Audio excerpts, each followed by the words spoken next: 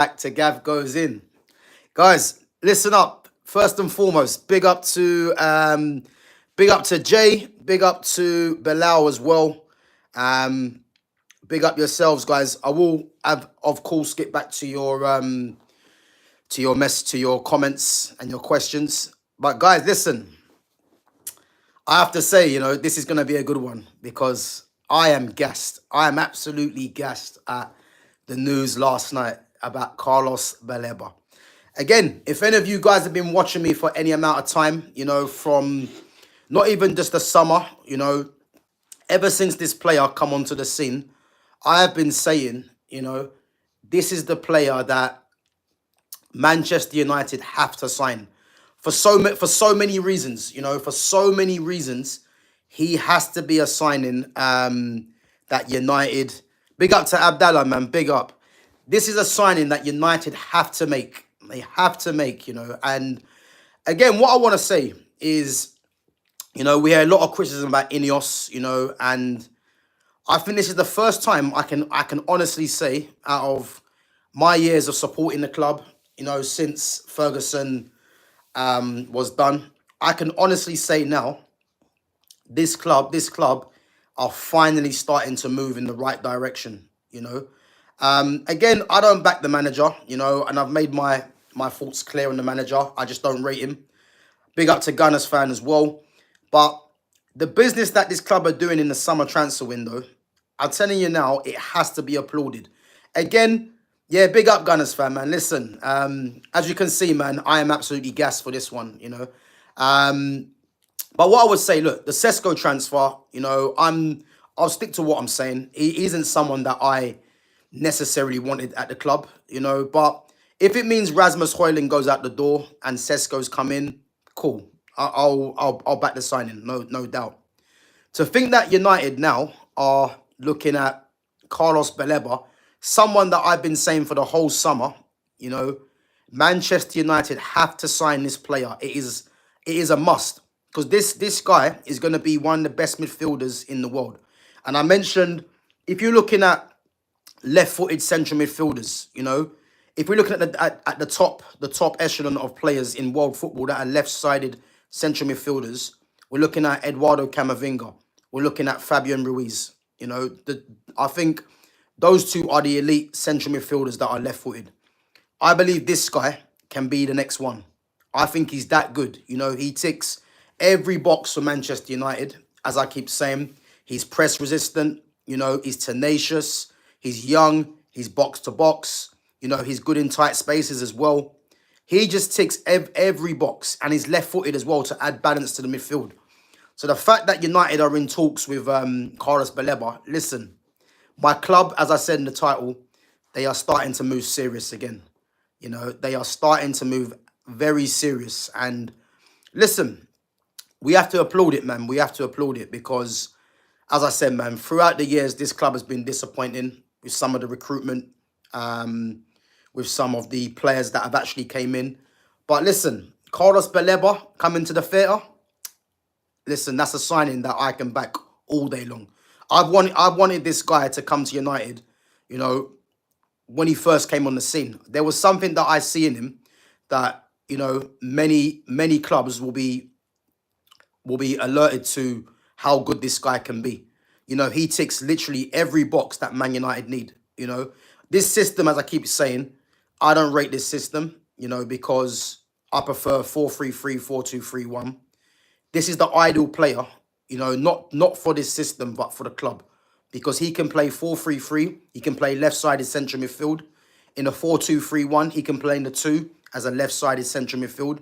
And in this 3-4-2-1, he can play in the 2 in the midfield, So he is a must signing for this club, But guys, before I carry on, big up yourselves as well for coming through yesterday. Again, I had a couple of things to do yesterday, so it's one of them things where, obviously, when I first started streaming, I was streaming from my car, and again, as things have gone on, we've obviously done it more now from a different location.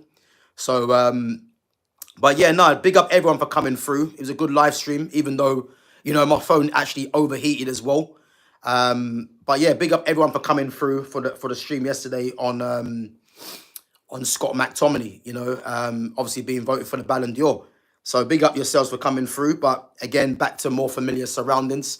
But as I said, guys, I'm so gassed for this signing, man. And I do believe Man United can pull it off. I really believe they can pull it off. And there were so many people saying Baleba's not a realistic signing because Brighton are gonna ask for 100 million. And I kept saying, do you know what?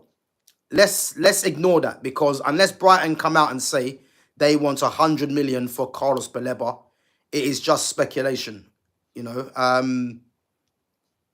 Maddison having surgery. 1 minute, guys. So Maddison's done his ACL. Yeah, that's been confirmed now. So he's having surgery. So I expect Tottenham to go into the market for another player. But yeah, I did say that that Carlos Baleba is a must signing to be made by the club. What team do I support? I support Manchester United. Manchester United supporter. So yeah, guys, listen, I'm absolutely gassed for this signing. Absolutely gassed, because the fact that United are actually, sorry, that's what I was saying. So people were saying that Baleba's going to cost 100 mil, but Brighton never come out and said that. We would assume that he's going to cost 100 mil because how much Moises Caicedo went for. So that's where this news has come about. But I always said to myself, the way Man United have been moving in this transfer window, all it's going to take, is for United to just make their interest known, which is what they've been doing, which has been quoted by the likes of David Ornstein. And if United just make an attempt to offer a bid to Brighton and show some intent, then again, you can sort out the payment structure. If it's going to be, if it's like 80 million over 5 years, or if it's, slightly more than that and you pay a bit more over 4 or 5 years, I think this is the deal that United could do. So when people were saying that, United can't get involved in this race, in this transfer because it's going to cost too much, I always said, listen, we are still Manchester United, and it's one of them things where until you've made a bid or until Brighton have come out and said how much he's going to cost, it's just speculation, And as we know now, Man United are looking at Carlos Baleba, and he is for me the main target in midfield. He should be the main. I said all along, I like the signings of Cunha and Mbeumo, but I always said this is the signing that Manchester United should be making. And the fact of the matter is now, United are making their interest known. Of course, you've got Andre Onana, you've got Brian Mbeumo, both Cameroonian, and they can obviously have a word with Carlos Baleba, and I think they have as well. So, guys, I'm going to say right now, Baleba's coming to the theatre. He's coming. He ticks literally every box, and yeah, I think he's going to come. I think he's going to come to the club. I just don't see United have made their interest known, and we're going to find out definitely what's going to happen. But United have the money to offer to Brighton and get a deal over the line. So listen, I'm gassed for this signing, man, and he is the main target in midfield for me. Next season, if United can go and look at Adam Walton, then cool. But we have to be getting Carlos Baleba in this season, especially for what is required in that midfield. Guys, come on. There's 55 of you watching and only 5 likes. Come on, smash the likes up if you're enjoying the content. And again, make sure you sub to the channel if you're new in here. So, listen, let me know what you think as well. I will definitely get back to all your questions and your comments. But as I said, guys, let me know what you think about Carlos Baleba, because I've been saying, since the start of the summer, since last season, this is the one player that United have to go and get. And I said that, if United don't go and get him, best believe PSG, Chelsea, Liverpool, Man City, Barcelona, Real Madrid, Bayern Munich, he would end up at one of those clubs. He will definitely end up at one of those clubs if United don't go and get him now.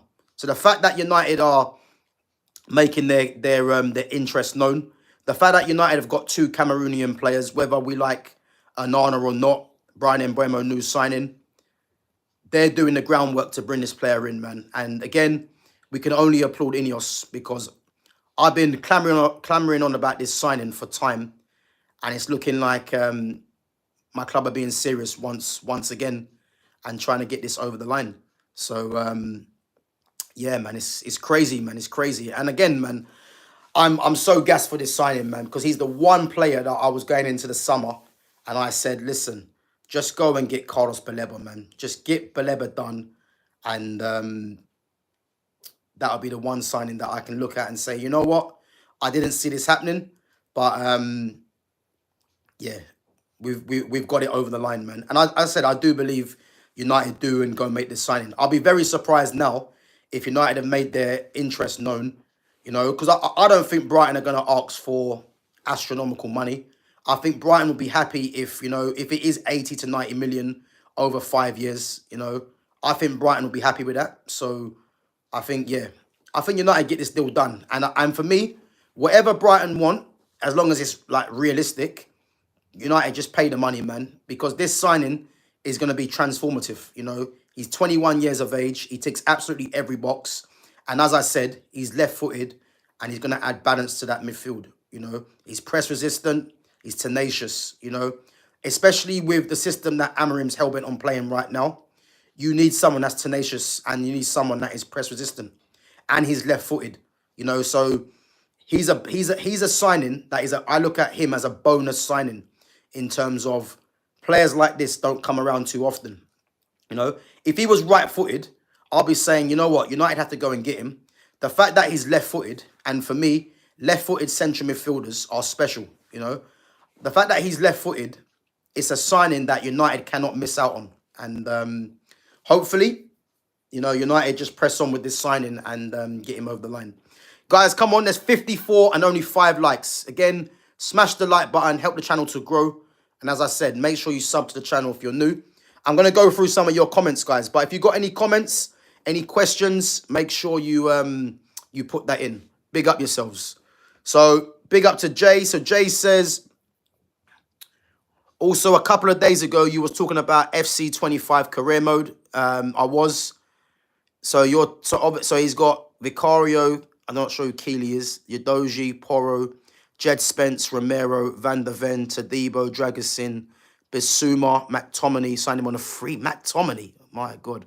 Archie Gray, Elliot Anderson, Sarr, Eze Kudus, Madison, Tommy Doyle, Kulusevski, Oscar Bob, Johnson, Dane Scarlett, and Solanke. Yeah, big up to Jay. Jay, listen, I have to be honest, yeah, my team absolutely destroys that, you know. My team absolutely destroys that. My team, and funny enough, I'm actually Man City. I wanted to change it up. Usually I'm United, but I thought, let me be Man City. And my team, as I mentioned to you, I think, I'm not sure if he was on the stream when I mentioned this. So my 2 keepers, I've got Juan Garcia, recent signing of Barcelona. And I've got look out for this keeper as well. He's going to be one of the best up and coming keepers in Europe. French goalkeeper called Guillaume Restes from Toulouse. So have a look for him because he's going to be one of the up and coming French goalkeepers. So I've got them as my 2 keepers. My 2 right backs, I've got Achraf Hakimi, you know, arguably the best right back in the world right now, and I've got Livramento. My 2 left backs, I've just signed Alejandro Balde. I had 8 Nuri, but I done a swap with Barca for 8 Nuri and Balde. And I've got Ian Matson of Aston Villa. My centre-backs, I've got William Pacho, who's one of the best centre-backs on the game. Guys, watch out this season as well for Man City defender Abdulkader Kusanov. I think this guy, I know people might look at him and think, you know, he's someone that was a bit of a liability last season. I reckon this guy goes from strength to strength. Because I'll tell you now, he's in my FC25 team. And he's an absolute monster. I mean, in the air, he's unstoppable in the air. So watch out for Abdulkader Kusanov. So my centre-backs are Pacho, Kusanov. And I've just bought Murillo from Nottingham Forest. Very good defender, left-sided centre-back. And I've got Lenny Yoro as well, which I bought him from United. But I've got Yoro Hato, who I've just sent on loan to, funny enough, Chelsea, 2-year loan. And I've got Castello Lukeba, who's on loan at Manchester United, funny enough, for 2 years as well. My midfield, I've got Pedri, I've got Carlos Baleba, you know, the guy we're talking about. I've got Sandro Tonali. I just sold Rodri as well to Rodri went to Bayern Munich, funny enough. Yeah, I sold him to Bayern Munich. But I've got, yeah, Pedri, Baleba, Sandro Tonali, and I just got Ryan Gravenberch to replace Rodri. My 2 10s, I've got Ryan Cherky. And guys, I've got, watch out again, Claudio Echeverri. What a player. I've got Echeverri and Cherky for my 10s. On the right, I've got Yamal and I've got Brian Mbuemo. On the left, I've got Doué and I've got, I've got Rodrigo and I've got Doué. And my 2 strikers, I've got Erling Haaland and I've just signed Ekatike. I just sold Joshua Xerxes. I let Xerxes go because I got an offer I couldn't refuse. So Xerxes just gone to Real Madrid, and I just bought Ekatike from Eintracht Frankfurt. So my team is absolutely elite, you know, and that's gonna take some stopping, you know. But big up, man. Big up to Bilal as well, each and every time. So Bilal says, Gav, I really like watching this player, watching his highlights. Yesterday reminded me of just how good he is. Yeah, bro, listen, man. I've been aware of Baleba for years, you know. If you look at Baleba actually used to play for Lille in France before he went to Brighton, you know, and he was showing promising signs then. And again, if you look at Brighton's model of players, you know, Brighton are one step ahead of the curve because they always bring in players that, you know, people are not really looking at, but then give them a season, you know, these guys are wanted by everyone. And Baleba's the next one. So, yeah, listen, Baleba ticks all the boxes. And the fact that Man United are looking at him, you know, is just music to my ears, man. Because, as I said, you know, I kept saying this is the player that United need to go for. The fact that they're in talks with him, they're in talks with his camp. Listen, I believe they get him. I'm gonna go as far and say they're gonna get Carlos Baleba. They're gonna go and get him because I just don't see United, you know, what's been reported, them making their feelings known about Baleba, and then they're not putting in a serious bid, you know, or intent. And again, they have to go and get him. It's a must. It's a must signing, you know. If it's a case where United have to revisit the deal and get Bruno at the club, listen, make it happen, you know. But whatever happens, they have to get this signing over the line because I tell you now, if United don't get this signing over the line, best believe now, guys, he is going to be going to any of the top clubs in the world that I've mentioned already. He will be going to one of them teams. I can guarantee you that. His career is not going to be spent at Brighton because he's too good of a player, you know. And I'm just hoping United just press on with his signing. So yeah, listen, he's good all round. He literally is a modern day midfielder. You know, he's technical, he's tenacious, press resistant, he's aggressive, he's left footed, he's box to box. Like there isn't no weakness to his game.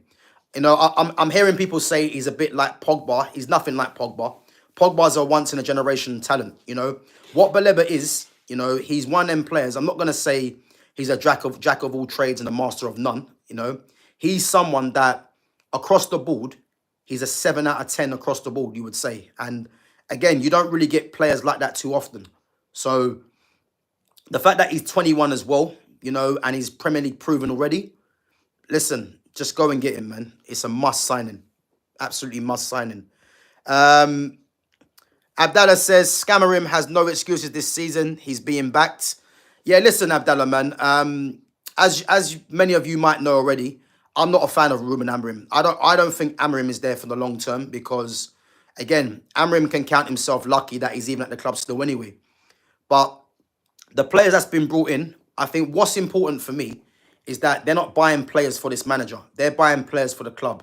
You look at Mbuemo, Cunha, even Sesko that's been brought in, and if Man United get Baleba, they're players for the club because they're players that can play in any system, you know, rather than buying players that used to play for the manager or that can only play in a certain system that this manager wants to import. So that's what's key for me, you know, because if they were buying players for this manager, I'll be like, this club are not learning. But they're just buying players that are for the club. Baleba's another signing for the club. So my thing with Amarim is that they have to buy better players because this manager's incapable of coaching this team. Because we're hearing people say he hasn't got his own players, but he was brought in to coach. So if he's not coaching this team to get better, then why is he here? This is the main question. And you're right. He's being backed in the sense of they've got a whole new front line. Obviously, if Sesko does sign, and the fact that they're bringing in Baleba as well, which hopefully that happens. There's no excuses for Amarim. I don't care what anyone says. And again, he's got the first 5 games to navigate some positive results, you know. And again, against Arsenal, I will be doing a live watch along. So if you guys want to come through, but he has no excuses for me, you know, when it comes to these first 5 games, because it's quite obvious that United have got better quality. If Baleba comes in, you can't tell me that Cunha, Embuemo, Baleba, Sesko, to go with what United already have in Ahmad, you know, Patrick Dorgu coming in January, you know, Xerxes,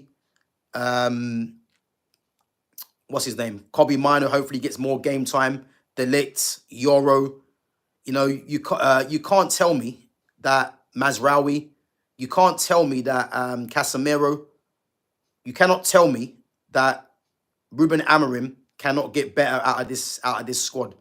You know, there's too much quality now if those players come in for him to be made excuses for, you know. Do I believe he survives the season? I don't, because I just think Amarim's going to be stubborn, you know. And I'm all for Amarim proving me wrong, you know, because at the end of the day, I'm a Manchester United fan, you know, and I just want to see my club getting back to where it should be. And that means signing better players and getting rid of the likes of Garnacho, Rasmus Højlund. You know, I don't rate Ugarte. I think if Baleba comes in, you move on Ugarte. Even though I do think Ugarte would actually work better with a Baleba, funny enough.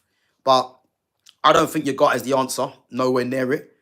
But as long as my club are making moves in this window and we can kind of see that this club are being serious again, because let's face it, the likes of Man City, Liverpool, you know, Chelsea, they are going to be running away from United. So the fact that United are looking at a player that those clubs would look at, we have to respect it, man. And I'm all here for it, you know. So yeah, listen, he's being backed, you know. So, but these are club signings, which is what's good, you know. Yeah, big up Gunners, fam. My wishes have come true. If you guys have been watching my channel for any amount of time, you will know that I've been banging on about this player. This player is a must, you know, for so many reasons. And again, if you look at left-footed central midfielders since Fred, you know, people were saying that Fred wasn't good enough. Fred's better than Ugarte. If you can go and get me Baleba, who for me is better than Fred and better than Ugarte, and is left-footed, listen, we can't be complaining. Yeah, he's a class player, man. He's very, very, very good, you know. Just skimming through your chats, guys. Come on, we got 60 of you in at the moment and only 9 likes. Come on, smash the likes, guys, if you're enjoying the content. And again, make sure you check out my posts that I've been doing. So there's some very good posts. Make sure you give your vote, guys, because the one I done this morning that come out, I think at 11 o'clock, is do you think Carlos Baleba signs for Manchester United? Yes or no? But check out my other posts as well. There's some good ones in there. There's a recent one I've done, you know, obviously 4 of the greatest strikers of their generation: Karim Benzema, Luis Suarez, Sergio Aguero, and Robert Lewandowski. If you had to pick one striker, who you picking and why? And again, make sure you give me your order. So yeah, check out my my posts, give your vote, and put your comments as well in there as well. So big up, man. Big up to Shotty by Eddie, Real Madrid supporter. Yeah, big up, man. I'm Barcelona, personally. I used to be Real Madrid when R9 and Zidane were there, you know, but obviously they've had some bad boys that throughout the years, the likes of Arjen Robben, Robinho, you know, Van Nistelrooy. Yeah, so many bad boys. Wesley Sneijder, Rafael van der Vaart. But yeah, for me, it's Barca, man, for so many reasons. But big up. Abdallah reckons it will be £100 million minimum. Bro, if it's £100 million, pay the money. This guy is going to be an absolute steal at that price. And again, it's not going to be 100 million up front. You know, United can sort this out in installments. I'm pretty sure of that. And Brighton would accept that. You know, if United was to offer, 70 mil up front, let's say, and then the rest over it in installments, which reaches about 90 mil, I'm pretty sure Brighton would take that. You know, I'm pretty sure they would take that. And why wouldn't you take that? Because this club, they know they're a selling club, and they're going to be getting top money for a player that is Baleba worth 100 million? He's not really, but they're going to drive a hard bargain. And this guy, for me, is a must signing. So just get it over the line. I don't care if it's 100 million, 90 million. Just get the deal done. He's going to be transformative for this club. So, Sopa K. Paul says, have you ever played cricket? I have. Not seriously, though, but I have played it before. PT says, opinions on Son. Yeah, listen. Son, in terms of a legend at Tottenham, he will rightfully go down as a legend. You know, obviously lifted the Europa League last season as well for what he's done since he came through to that club. And again, I was aware of Son from early. You know, if anyone knows Son used to play for Hamburg before he went to Bayer Leverkusen and then to Tottenham. And he was rated highly at Hamburg, you know. So what he was doing at Tottenham, he was doing a similar thing at Hamburg and Leverkusen, which is what prompted Tottenham to go and sign him. Now, for me, he's literally been great value for money since he's come to Tottenham, you know. And again, left foot, right foot, goals, you know, pace, you know, his fitness as well has always been has always been at a certain level. But again, as we could see, his legs were going. His influence on the team was waning. So again, he's had a great career for Tottenham, a great career in general in the Premier League. But I think Tottenham needed to move him on and go in a different direction. And I said, for what Tottenham need, you know, the injury to Maddison, the likes of Son going now, they need to go and get, you know, someone that can play as a 10 and play on the left as well. Which is why I'm saying they have to go and get Eze. Eze is the main target for them, for what is available out there. You know, whether they go and do that remains to be seen. But I'll be very surprised if Tottenham don't go and make another signing in the summer in that position. You know, if you can get a player that's like a 2-for-1, you know, a player that can play in the 10 and the left, Eze is ideal for that. You know, this is why they wanted Gibbs White. But again, we know he was never leaving after that conversation with Marinakis, you know. But I think Eze needs to be their main target. Because I think after Eze, I can't really see who they could get that can play as a 10 and from the left. But yeah, listen, Son's been a great signing, man. But big up, great question. Guys, come on, there's 46 of you now. Let's smash the like buttons up. Come on. Help the channel to grow, guys. Some good content and some good questions in there as well. Peradalbo says, when are we going to see Shea Lacey from the academy into the first team? Again, I think technically Shea Lacey is a very good player. You know, he is. But what I don't like what United have been doing throughout the years is forcing this academy product to come through. You know, I'm from the era, guys, where I've seen the likes of, and again, if you're a proper Man United fan, you know, and you've been watching United for any amount of time, you know, I'm from the era of, you know, I've seen players like Giuseppe Rossi. If anyone knows about Giuseppe Rossi, you know, he was bought from Parma. Giuseppe Rossi was one of the most talented players, you know, coming through that United system in England, you know. The only thing with Giuseppe Rossi was the injuries and the fact that he was up against the likes of Wayne Rooney, Louis Saha. I think Van Nistelrooy might have been there as well. He had these players in the attacking areas to contend with. But if anyone saw what Giuseppe Rossi was doing in the reserves at Manchester United, along with the likes of Lee Martin, Sylvan Ebanks-Blake, if you saw what these guys were doing, you know, you wouldn't be clamoring on for these youngsters to be getting first team football, because back then the level was high and these guys were by no means regulars. You know, Chris Eagles, anyone remembers Chris Eagles, you know, and that was the level back then. So I think Shea Lacey's good, but I don't want him to be rushed into the first team because, Again, unless these guys are outstanding and they command a regular spot in the team, then it's not worth bringing them through. Put them out on loan, let them learn about men's football, and then you can see what they're like when they come back. But as I said, I'll keep reiterating, Man United shouldn't just be bringing in through youth players just because they want to give them a chance. If you're good enough, you'll find a place in the starting lineup. You know, look at Ravel Morrison. Ravel Morrison was talented as any player that I've seen come through Man United's youth system. Again, certain things didn't work out, but if we're comparing Ravel Morrison's level to a Shea Lacey, it's night and day. You know, Man United had players like Paul Pogba come through the youth at United. Mason Greenwood, you know, I've just mentioned, as I said to you, Giuseppe Rossi, he was bought from Parma. Lee Martin, Ebanks Blake, Eagles. There's probably a few others I've actually forgotten. Angel Gomez. So I'm not going to say Shea Lacey deserves to be in the first team because, again, where Shea Lacey plays, he's not gonna be in the team ahead of Mbeumo and Ahmad, and nor should he because he's not that level. So get these guys out on loan. You know, let them learn the game, and then see how they develop. But I don't want to see academy players just being forced into this first team. You know, I think Kobe Manu from recent years is the only player that I would say, you know, potentially has what it takes to be a first team squad player.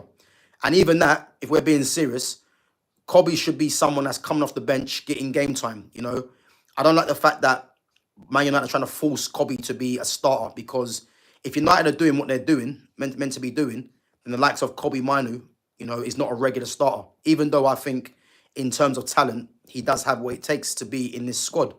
But when you're seeing the likes of Garnacho, you know, being forced into this first team where he's nowhere near the level, this is where United have to fix up and stop doing this, you know. But yeah, I like Shea Lacey, but first team football at Man United, he's not ready for that. Definitely not ready for that.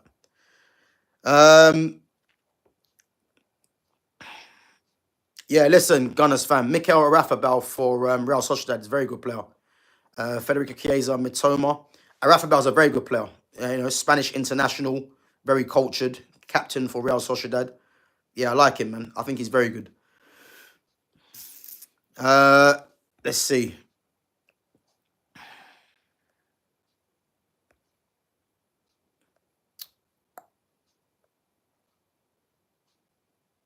So Davis Umija says, what's wrong with the Sesko negotiation?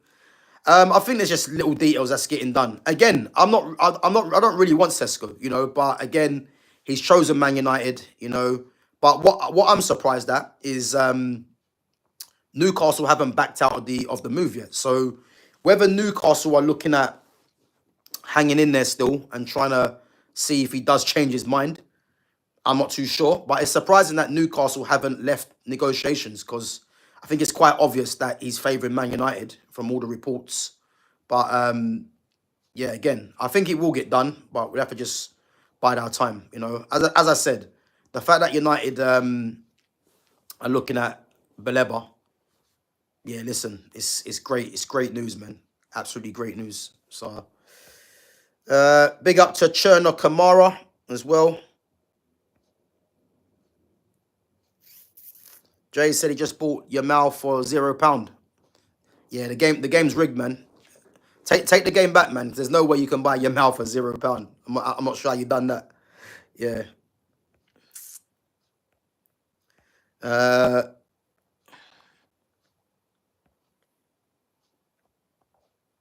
So Kelton Doughty says, will Brian be a starter? I'm guessing you're meaning Brian Mbeumo. Of course, Brian Mbeumo is going to be a starter. You don't spend what 71 mil on Mbeumo to put him on the bench. Again, you know, this manager is gonna. This is where we're really gonna see what this manager is all about, because there's players for me that have to start, but then there's players that this manager plays off of favoritism. So again, the reason I want Baleba to come through is because Baleba starts, which means he's gonna have a tough time trying to put in players that have to start and players that he wants to play because of friendship. So I look at Man United right now. Man United's definite starters for me are Matthias de Ligt, Lenny Yoro, Amad Diallo, um, Brian Mbeumo, Matthias Cunha, Carlos Baleba, and I'm going to say Xerxes. For me, I look at those players as definite starters. You know, those guys should be figuring more than any other players. You know, so I'll say it again. Lenny Yoro, Matthias de Ligt, Amad Diallo, Baleba if he signs, Mbeumo Cunha, and Xerxes. I think those players there are definite starters.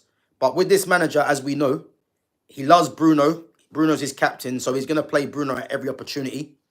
And again, he loves Dallo. So again, it's going to be another test for this manager because I'm praying Baleba comes in because it gives the manager problems because is he going to stick to playing Bruno still every game? Because if you're bringing in Baleba, I don't want to see no bench time for Baleba, but you're going to play Bruno next to him, which means you're going to have the likes of Casemiro, Ugarte on the bench. You know, you're going to have Kobe Mainu, and these guys are going to be wanting to start games. So how are you going to justify bringing in all these players and keeping them all happy? You look at Ahmad. Ahmad is a definite starter for me. You know, I don't like this system, but if we want to play Mbeumo, you know, with Ahmad, unfortunately, Ahmad's got to play as a right wing back, which is why this system needs to be changed for me, you know. But he's not going to do that. But that means what's going to happen to Dallo, you know, because Patrick Dorgu, for me, has shown in pre-season that he has to be that left winger, that left wing back. But you're going to try and fit Dallo in, you know. So there's going to be problems ahead if Baleba signs, and this manager's going to try and shoehorn players in. So, yeah, we'll have to wait and see, man. We'll have to wait and see. Niche fan says, unbelievable news. Baleba unlocks Mainu. Baleba has to happen this window. It doesn't feel real, but it's happening. Yeah, big up to Niche fan. What I would say about Baleba unlocking Kobe Mainu, I don't think it's about Baleba unlocking Kobe Mainu. You know, I think this system doesn't suit Kobe Mainu playing deep. You know, because as I keep saying, this system with the 3-4-2-1, the two in midfield, it requires a profile that you need to have leadership, you need to have legs, and you need to be experienced in that position. All the three things that I've just mentioned there, Kobe Manu doesn't have at his in his early career. So with players like that, they need to be playing high up the pitch where they can express themselves, you know. And if he does lose the ball, it's not seen as a massive problem because he's losing the ball in the final third. He can't afford to lose the ball in that two in midfield because in the transition, you know, the opposition are right at your defence because those two positions there, the two midfielders, are the ones that are protecting the back three. So when you're putting someone like Kobe Mainu, who wants to do his business high up the pitch, and you're putting him in a position that requires responsibility, you know, he isn't going to be shining because, again, that position, you know, it just requires a different set of skills, really. If you play a 4-3-3 and a 4-2-3-1, the 4-3-3, you've got someone that is deeper as a DM, you know, or a regista, as people call it. And then you've got Kobe that can be, you know, one of the other central midfielders, you know, and influence the game from there. Or if you play a 4-2-3-1 where you play a number 10, Kobe can play in a 10, but he can also play as 1 to 2, you know, and then you're going to have someone a bit more defensive, bit more legs to protect the back four. And again, if the gaps are smaller in the midfield, you would find that your midfield isn't getting that, your defense isn't getting that exposed. The problem I have with Man United is that the two in midfield, you know, especially if you play Bruno there, Bruno's not disciplined. So as soon as there's transition, you know, if someone loses the ball, the midfield and the attack are right up against the defense from the opposition. So this is why this system's a massive problem. You know, you don't do man-for-man press with Casemiro in the team. Casemiro's never done that. And if you're going to do that, you're going to leave gaps all over the pitch. So, again, I wouldn't say Baleba unlocks Mainu, but I think if you have a Baleba next to a Kobe Minu in the two, it works a lot better than having Yagati next to Minu, or Bruno next to Minu, you know, or Casemiro, because Baleba's got the legs and he's got the quality as well. But yeah, I don't want to see Minu really playing in this system as a two, you know. I mean, I just think he's better suited to playing as one of the tens in this system, you know. But if Baleba does come in, you know, and Minu and Baleba, you know, I'm not saying it's impossible that it won't work, but I think what we've seen of Kobe is you know, it's not Kobe's best position in this system for real, man. But yeah, Baleba needs to happen, man. Has to happen. Niche fan says it's a generational talent. I mean, I'm not gonna go as far and say that yet, you know, because when I'm saying generational talents, we're looking at the likes of Messi, Neymar, Pogba, you know, Eden Hazard, Lamine Yamal.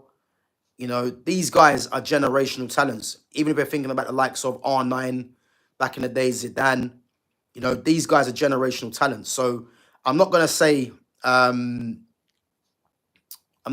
he's that yet. But what I am gonna say is that he can be one of the best midfielders in Europe. You know, easily he can. He has all the tools to be that. So yeah, we'll have to wait and see what happens. You know, United should offer Collier and 75 mil. Yeah, big up to Cranium. That's not a bad deal. You know, even if you offer 75 mil plus add-ons and give Collier on loan, you know, I'm pretty sure Brighton, you know, might take that seriously. But yeah, I do think United are going to offer something which is going to be difficult for Brighton to turn down, you know. And again, Baleba's going to want to come to Man United. He's got Onana there. He's got Brian Mbeumo. They're going to be talking to him saying, look, come here. He's going to be wanting to go there.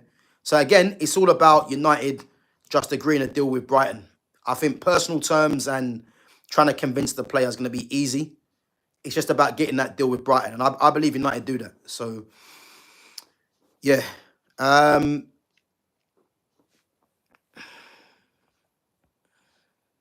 Big up to Barbara Joseph as well. Big up, Barbara, for coming through every time. Big up. Haven't been on there for a little while, but yeah, big up yourself. Big up to Tommy Vision. I ain't seen Tommy Vision in ages coming back on there, but big up. Guys, come on. There's 23 of you in there now. 17 likes. It's at least hit 20. Again, keep your questions coming and keep supporting the channel, guys. This channel's growing day by day. You know, appreciate you guys coming through and interacting. Yeah, and keep your questions coming in, man, as always, and your support. Jay says only 20 million for Son, which is sad, but is amazing. Also, what do you think of Jack Grealish to Everton? Again, Jack Grealish is someone that I actually forgot about. I think Tottenham. I think if I'm looking at Tottenham right now, Eze or Grealish should be the two players that they should be going for.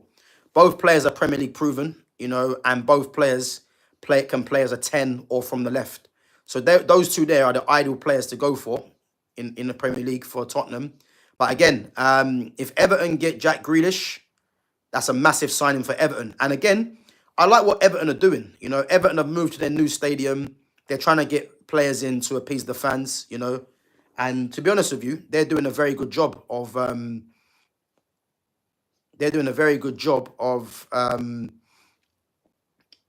convincing the fans that, you know, that they're looking to be serious this season. You know, they've got in Dewsbury Hall. You know, they're trying to get Grealish in now. Who else they got? I think they've signed a couple more players as well. I can't remember, but yeah, they're looking at doing some serious business, man. So, do I think Grealish should go to Everton? I think Grealish can play for a team in the Champions League, definitely. I think no disrespect to Everton, but he's better than Everton. But if they happen to get him in, then that's a great bit of business for Everton. But I think Tottenham need to be looking at Eze or Grealish. You know, I think the fact that Maddison's now out for this, well, more or less out for the season. In terms of Maddison's personality, Grealish is that kind of personality. So, you know, it's a seamless kind of transition to get Grealish in. But I think Grealish or Eze need to be brought by Tottenham if they're being serious. Yeah, big up Tommy, man. Big up for coming through. Yeah, no worries, man. No worries.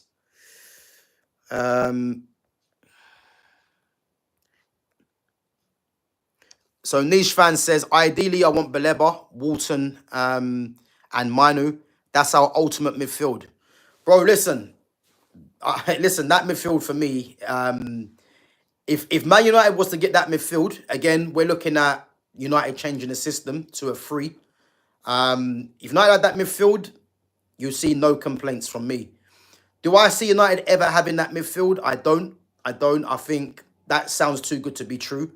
Baleba, Walton, and Manu. I think if United play a 4-3-3, if United had that midfield, I'm not complaining. But then, yeah, it's unlikely to happen. I mean, again, if United get Baleba, you've already got Baleba and Manu. It just means getting Walton. But I'm not gonna think about Walton yet because Man United need to get Baleba over the line, and I think once that happens, then we can start looking at Walton for next season. But again, Walton's not going to be an easy deal because you would expect all the other top teams to go in for Walton. So yeah, I think let's get Baleba over the line. Let's get Kobe on a new contract, and we can think about that after. But I have to say things are looking up for United, man. They're looking up, and fingers crossed, man. Baleba gets done, and then we can move, keep it moving. PSG in advance talks to sign Ilya Zabani from Bournemouth. Yeah, listen, Zabani's going to go there. He's a very good defender, Ukrainian international, and I think he's going to be the eventual replacement for Marquinhos. So it's a good bit of business by PSG, man. At GavGoesIn, was part of an error with Fellaini, Schweinsteiger, and Juan Mata. Don't forget Javier Hernandez. Yeah, listen, man. Javier Hernandez, again, wasn't a great footballer, but in terms of instinct as a striker, yeah, man, he was potent. But again, as an all-round footballer, Chicharito, yeah, he wasn't that level. But again, when I look at Rasmus Højlund wearing the 9, and we used to have Chicharito, who again, for me, wasn't a complete footballer. It's night and day what's happening now, man. But if this club manages to get Baleba in and get Højlund at the door and get Sesko in, listen, you're not going to see any complaints from me, from Ineos. That's what I will say. Yeah, big up Gamer, man. Gamer's on holiday, guys. He's going to Turkey. So he definitely said he'll come through, man. Gamer, hope you have a good time out there, man. And yeah, listen, whenever you can get some free time, man, and watch the streams, yeah, in your own time, man. But big up each and every time, man, for coming through, as always. So Peradabo says, I'd rather get Endrick than Sesko, vastly underused at Madrid. You know what? Great comment, Peradabo. I mean, personally, I would prefer Endrick, if I'm honest, but I think Endrick's not an easy deal to do, I would say, because I think you're going to have to pay a huge loan fee for him. And I think as well, I think Man United might look at it as more of a risk than the Sesko. But I would prefer Endrick, I would, But I think if we're looking at the fact that United have Rasmus Højlund, who's 22, Sesko coming at 22, it's very unlikely they go in for, what's Endrick now, 18? You know what I mean? So I think that's where the stumbling block might be. But again, if United was to show interest in Endrick, I'm all for it. But I think that's not going to happen now with the likes of Sesko coming through the door. So, but yeah, I would agree with that, man. I'd want Endrick ahead of Sesko, if I'm honest. I think Endrick, for me, from what I expected of him, he isn't that good in comparison to what I thought he was going to be.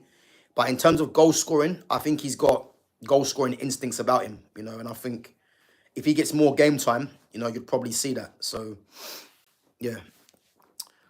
Big up to Thomas Murray says, I wasn't feeling Sesko, but I've gone through his highlights and he has got a lot about his game, to be fair. Got to back the guy if he comes in. I mean, to be fair, you don't have to back him because you're free to do what you want to do.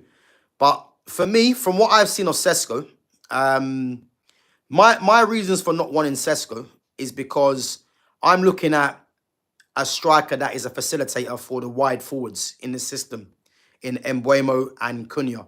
Because as I keep saying, if you've got wide goal-scoring forwards, you don't necessarily need a striker that's going to score 30 goals. You need someone that is going to knit it all together, which is why I want Joshua Zirkzee restored to that front line to being the striker, you know. But if it means Rasmus Højlund goes out the door and you get Benjamin Sesko in, who is a better footballer than Rasmus Højlund, and is just better anyway, then again, I don't want the signing too much, but I'm here for it if it means Rasmus goes out the door. But that's my thoughts on that. And I think to think that, you know, United are getting a striker that scored 13 Bundesliga goals when we've had the majority of the fan base saying United need Gyökeres because Gyökeres gets goals. All of a sudden now, you're going for a striker that has 13 goals. That doesn't make any sense to me, you know. So just based on that, that's where my kind of thing is. And again, Premier League proven in terms of Mateta, Vissa, and even Ivan Toney is where I think United should be going. But it's quite clear they've obviously put their eggs into the Benjamin Sesko basket. So again, I'm not going to be complaining if Rasmus goes at the door. And again, I think it's important that we look at Zirkzee, Sesko, Mbeumo, Cunha, Amad Diallo, you know, because I think he will get game time there at some time, as the attacking quartet. And if that's the case, listen, and we get Baleba in, you're not going to hear any argument from me. But if United bring in Sesko and Rasmus is still there, this is when I'm looking at the window as it's not good enough. Because Sesko and Rasmus are the same age, and it's like you have to swap one for the other. And if you're swapping Sesko for Rasmus Højlund, who's shit, then listen, I'm here for that. I'm here for that. So yeah, but big up, man, for your comment. Big up to Daniela as well for coming through. Big up to Agnes 14ish as well. Nubis Kubis says Sesko not on the list. On what list?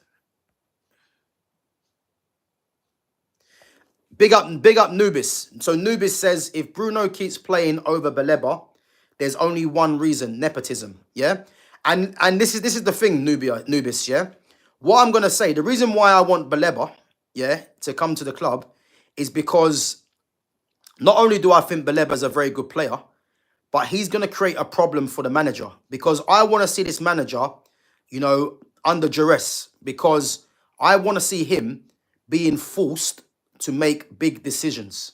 This is the sign of any top coach, any top manager is making the big decisions. Because if Baleba comes in, there's no talk of Baleba being on the bench, because again, for what has been reported, how much he's going to cost, you don't spend that amount of money on a Baleba to put him on the bench. So by default, Baleba's going to start the game, yeah? Which means Bruno realistically can only play, if he wants to keep playing Bruno, in one position.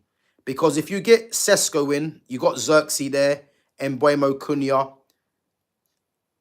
I don't want to see Bruno playing in the 10, yeah? I don't even want to see Bruno playing in midfield because he ain't good enough.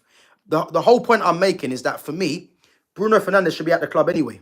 He shouldn't be at Man United if we're being serious and we want to progress. But the manager's going to be forced to make big decisions, because he's going to have someone like Mason Mount, who's not going to be a starter, but has the number 7 shirt on his back and costs 60 mil and is on 250 grand a week, yeah? So he's going to have to justify Mason Mount getting game time, which again creates problems, because how are you going to fit all these players in?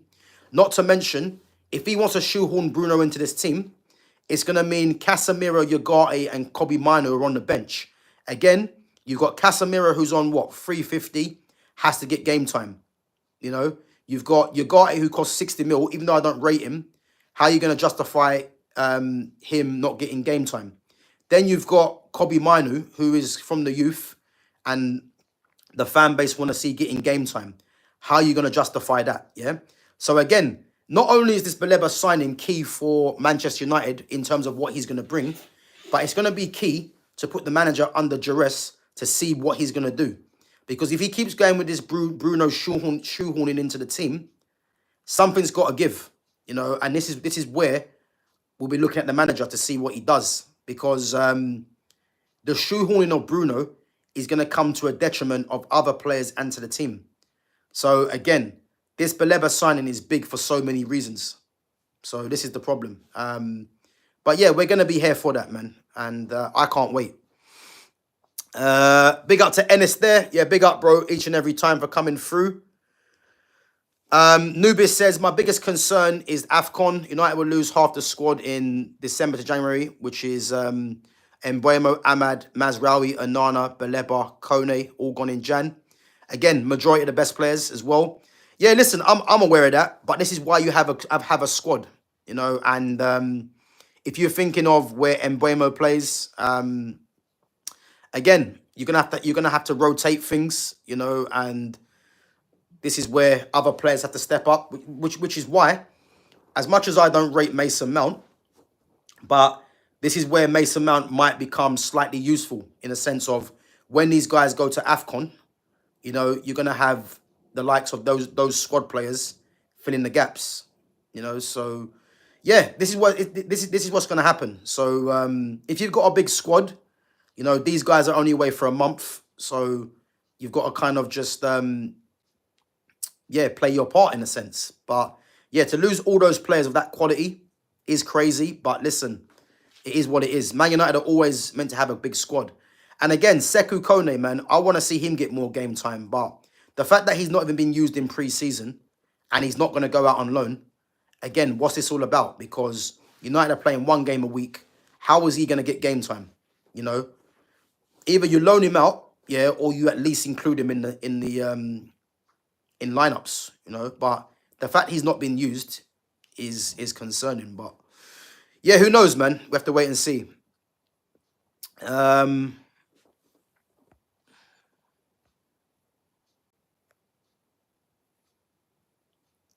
So Kelton Doughty says, we have plenty for the 10.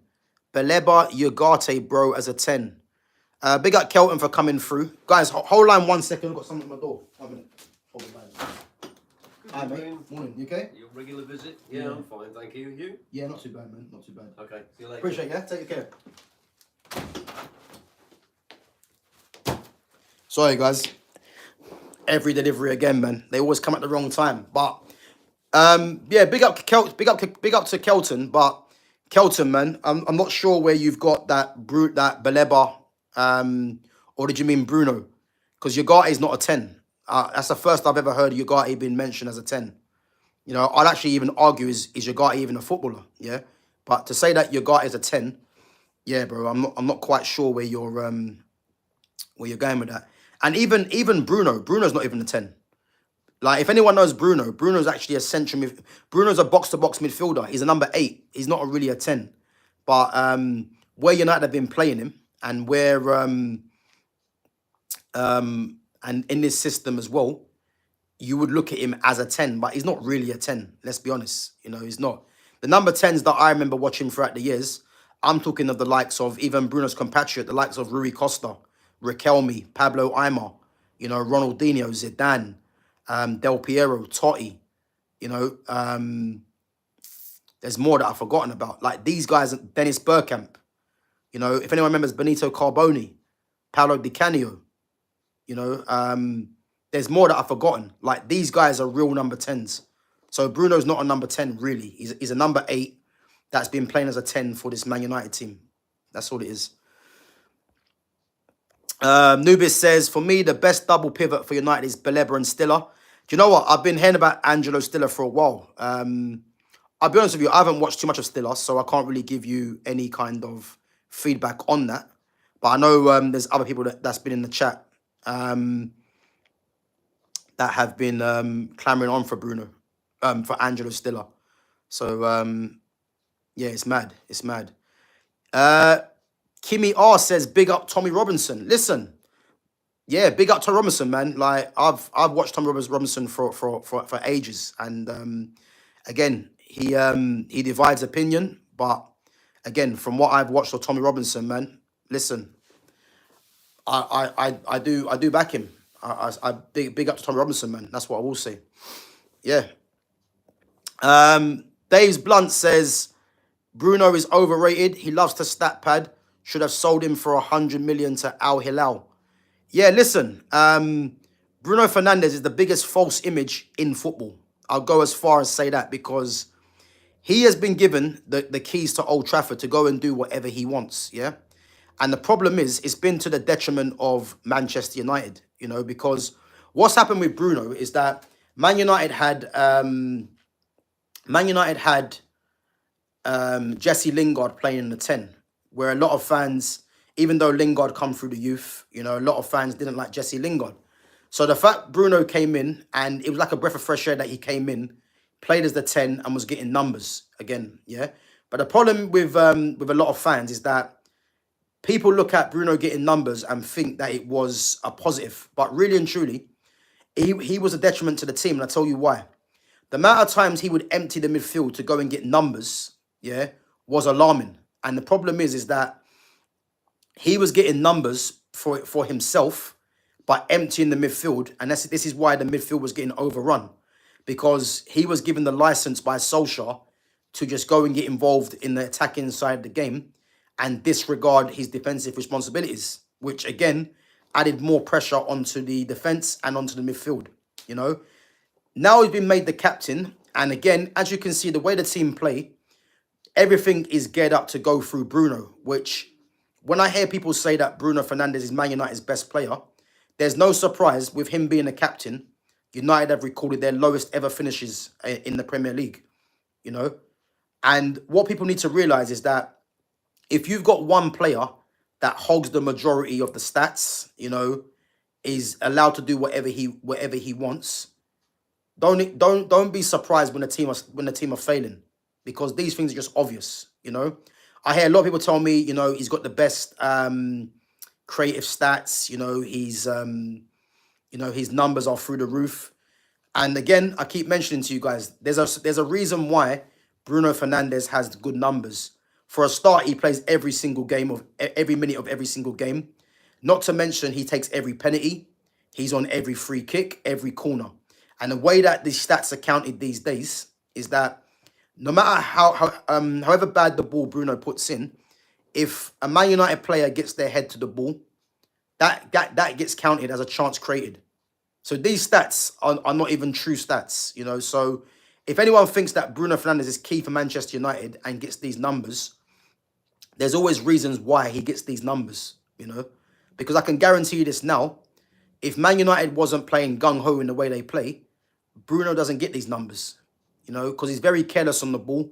And this is why in this system right now, he can't play as a 10, because in that 10, you need to be good in isolation moments, isolating your fullback, but he relies on legs. He's not good in tight spaces, he's not good with his back to goal. He's only good when there's legs in behind where he can put the ball in, and again, the way that Man United, I like to see Man United play, is having more control. And this is why I don't rate this manager, because the fact that he's got a midfield of that quartet right now in Bruno, Ugarte, Casemiro, and Kobe Minu as well, even though Kobe for me in this system shouldn't be playing there, there's no player there that wants to control the game. So are we even surprised why Man United turn the ball over so much? Because there's not enough footballers in that position for them to dictate and control games. Again, when you bring in Carlos Baleba, I'm not saying Baleba is the ultimate controller, but he's going to bring quality into that position. And again, he's going to provide the tenacity that position requires. So this is why he's a must signing for me. And as I said, as Dave Blunt said, Bruno should have been sold for 100 mil. But I don't blame Bruno. I don't even blame Amorim too much, because Amorim's going to want to keep him. Bruno's going to obviously want to retain his status at Man United. I blame Ineos, because Ineos should have taken that decision out of Bruno and out of the manager's hands and forced him out of the club if they want to be serious. But again, he's here. But if Baleba comes in, again, it's going to create problems for the manager, because he's got to try and keep this squad happy, playing one game a week. And if he thinks he's going to keep shoehorning Bruno into the team, he's going to find out very quickly that he's going to have unhappy players that are not getting too much game time.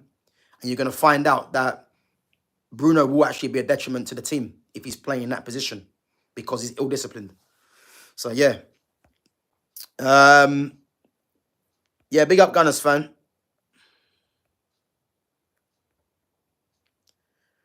Ms. MZ RO Sink says Sesko to Gyökeres. Or Sesko or Gyökeres. Again, the fact that we're debating over these two players, for me, doesn't really sit right, you know. And again, it's not because I don't think these two guys are not good players, but there's levels in football for me, you know. And I just think that these two strikers here are just good strikers, you know. But the way that people are talking about these two, you know, it's like they're the best strikers that these guys have seen over the last, 10 years? And it's 10, 20 years. And they're far from that. You know, Gyökeres, for me, scored goals in the Portuguese league. Do I think Gyökeres is a great player, great striker? I don't. Far from it. And the same with Sesko, you know. But I think in this era of football right now, you know, especially with Gyökeres, because of the numbers, he's regarded as one of the best strikers in Europe. But again, coming to the Premier League, you got to see how he's going to adapt, you know. And the same with Sesko, you know. So, yeah, we'll have to wait and see, man. But it's going to be a big season, man. That's what we'll see. NS there says, if we don't get Baleba, which player do you think United should get as an option B? And I think a defender should be signed in a January transfer window. And you know what? This is a great question, NS there. But what I'm going to say, NS there, is for me, these are the kind of questions that I don't want to debate on, because I don't want to hear United don't get Baleba. You have to make it happen. This is what I'm trying to say. He's a must signing for so many reasons. And the main thing is because he's left-footed and he adds balance to that central midfield area, you know. So I'm not really in the debate of what happens if we don't get him. Who should we target? No, go and get him. This is what I'm saying. You go and get Baleba. He's a must signing. You know, I would love Man United to get two central midfielders personally, and if that was to happen of Baleba and Douglas Luiz, listen, I'd look at Ineos and say, you know what, you've made my club come back. That's what I will say. And the thing is, I want Douglas Luiz at Man United because I think he's a very good player. But the reason why Baleba is a must is because he's left-footed. That's it for me. He's left-footed, you know. Left-footed central midfielders of that profile, of that quality, don't come around too often. So, again, great question. But I don't really want to be in the business of saying, what if we don't get Baleba? No, you have to get him, you know, because if Man United don't get him, best believe one of these other clubs are going to get him. So, yeah, that's what I want to say about that, you know. Dave Blunt says, I feel like Sesko was a third option alternative. Amorim wanted Gyökeres along with Watkins. And again, the fact that Amorim wanted Gyökeres and Watkins and he's not getting either player is music to my ears, because it shows that the club are making club signings and not for the manager, which is what should be happening. So the fact that's happening, I'm happy with that, you know. So yeah, that's what I'm saying. Again, I'm not a massive fan of Sesko, as I keep saying, but he's clearly a club signing. And if he's a club signing and a sign that the manager didn't really want, then bring him in. That's all I would say, because I don't want to see this manager getting any of his own players, because for a start, he doesn't even deserve his own players for what he for what he done last season. So that's the positive. And again, if Højlund goes out the goes out the door, again, I'm backing that big time, you know. Guys, come on, there's 40 of you in there watching and 25 likes. If you're enjoying the content, again, it's free. Smash the like button. Guys, it's just one press of the button. And again, make sure you sub to the channel as well. I think I'm 9 short of 1.3k. So again, yeah, make sure you sub to the channel if you're new in here.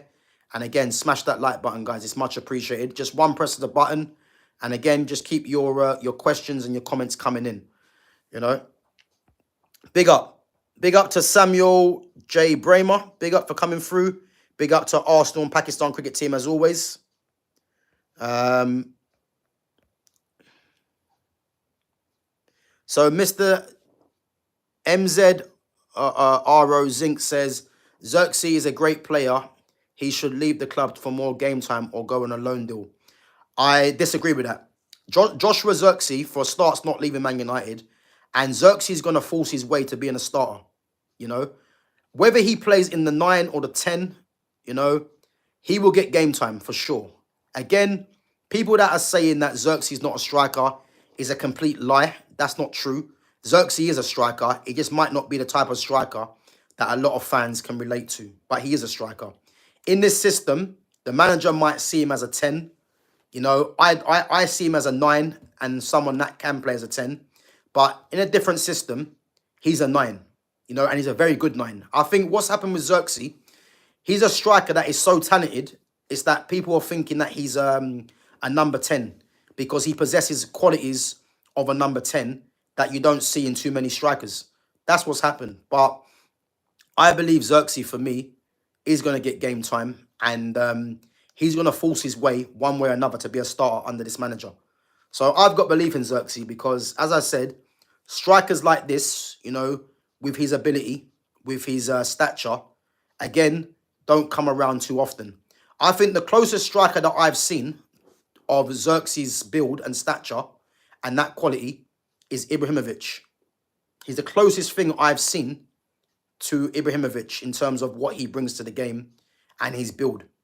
You know, so he's going to force his way one way or another to be a starter. And as I said, I don't think he goes on loan. Definitely not. And he will get game time. He's going to force the manager's hand, regardless if Sesko comes in or not. Where do you think Donnarumma will go if Chevalier is coming? Again, I've been hearing over the last few days that Donnarumma, you know, has been linked to United. I'm not taking it seriously, and I'll tell you why. Because for me, Donnarumma is one of the best keepers in the world, you know, and he's not a ball-playing goalkeeper for a start, which is why Enrique, I believe, wouldn't be too bothered if he does go. But can I see Man United not being Champions League, you know, performing the way they did last season, getting one of the best keepers in the world? I'm not entertaining it because I just don't believe it happens, you know. If it does happen, then my club are really back if that happens. But that's why I haven't really given it too much traction, because I just don't believe it happens. I think I think Donnarumma is using United his people are using United's interest for a new contract. If Chevalier does come in, you would have to think that Donnarumma does go. I was thinking of Chelsea, but they've got that Mike Penders, and Penders is on loan at Strasbourg, and again, he's been rated as the next Thibaut Courtois. Now, if Donnarumma comes in, that's stopping Penders' his progression. Now, who knows? You know, they could bring Donnarumma in and do again. Chelsea could do. They could bring Donnarumma in, you know, and they could do what they done with when they had Courtois and Cech. They could loan Penders to a club of that level, like an Atletico Madrid, for 2 seasons, and then. But again, Donnarumma's young, so it's going to be hard to do that. You know, the fact that Donnarumma's young at 26, you know, made his debut at 16, it's unlikely Chelsea go for him if they really believe in Penders. Or what they could do is bring Donnarumma in, loan Penders for a couple of years, and then sell him off for profit, and then add a buyback into there. They could actually do that. But the fact that Donnarumma's only 26, if Donnarumma was like 30, 31, then it would be ideal for Penders to go on loan for 2 seasons. And if they sell him, they get a buyback in there somewhere. But again, I'm just not sure where he's going to go, Donnarumma. If he comes to Man United, then listen, again, Ineos will have to be respected. But I'm not giving it much food for thought, really, because I just don't see it happening at the moment. But yeah, he's a great keeper, man. But again, for me, I like ball-playing goalkeepers, and Donnarumma's not that. So it depends what way United want to go, because I would love a ball-playing goalkeeper, which is what Onana's meant to be, which hasn't shown that so far. So we'll have to wait and see, man. But at this moment in time, do I believe Donnarumma's coming to United? I'd have to say no, based on the guy's a Champions League goalkeeper and United not in there. But the prestige of Man United, who knows? Who knows? But if United got Baleba and Donnarumma in this window, listen, we're back. That's what I will say. Or we're on our way back.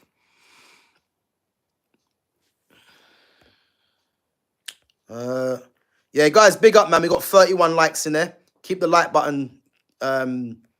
Keep it coming through. 32 likes. Keep smashing the like button and keep your questions coming in. I want to try and get through all your questions.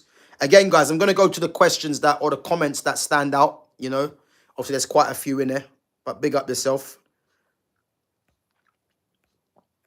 Gav, how many games do you think Madueke will play for us? I don't know and I don't care. Listen. Arsenal got a problem, guys. I've been saying this at the start, yeah?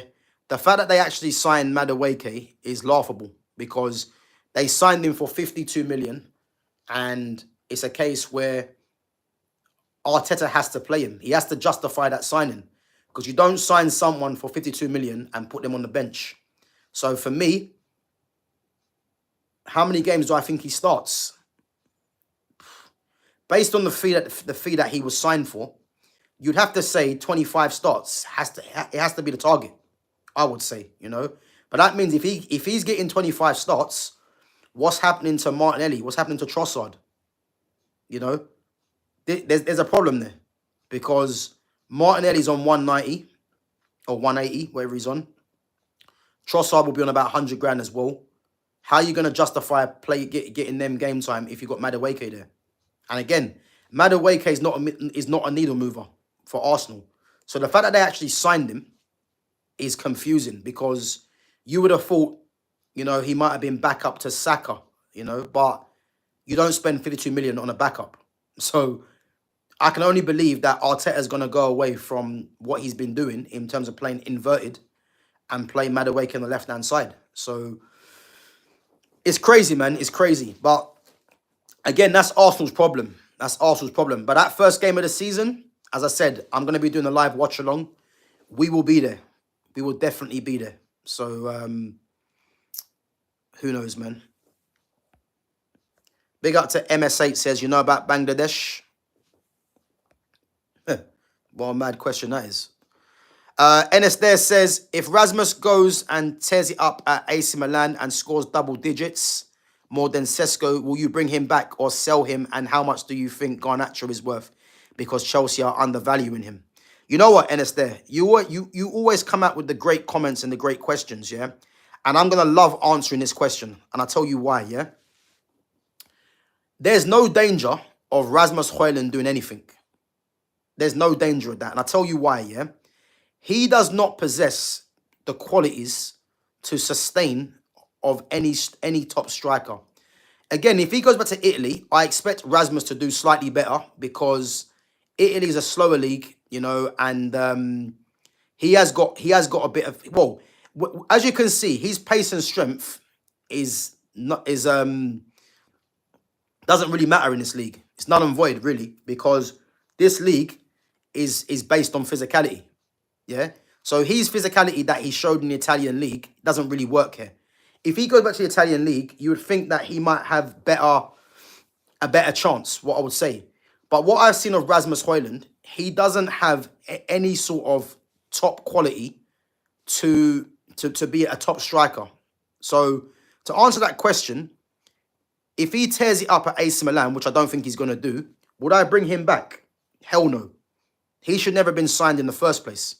That's the first thing. Yeah. Garnacho should never have been playing the amount of games that he played for Man United in the first place, because the only reason why Garnacho was being pushed by the majority of this fan base is because this fan base was trying to use him over Rashford. Rashford should have been gone years ago, but Rashford was often getting away with things because the fan base scapegoated the likes of Martial, Jadon Sancho, Paul Pogba, and even Jesse Lingard to an extent as well. Those guys were being scapegoated for different reasons to protect Marcus Rashford. Now all those guys are gone. Rashford obviously was given the big contract. He come through the youth, you know, Mank born and bred and all that.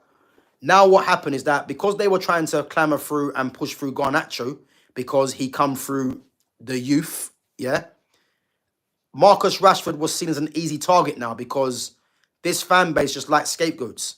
And the fact that Rashford had no one else to lean onto, in a sense, he was an open target. Yeah.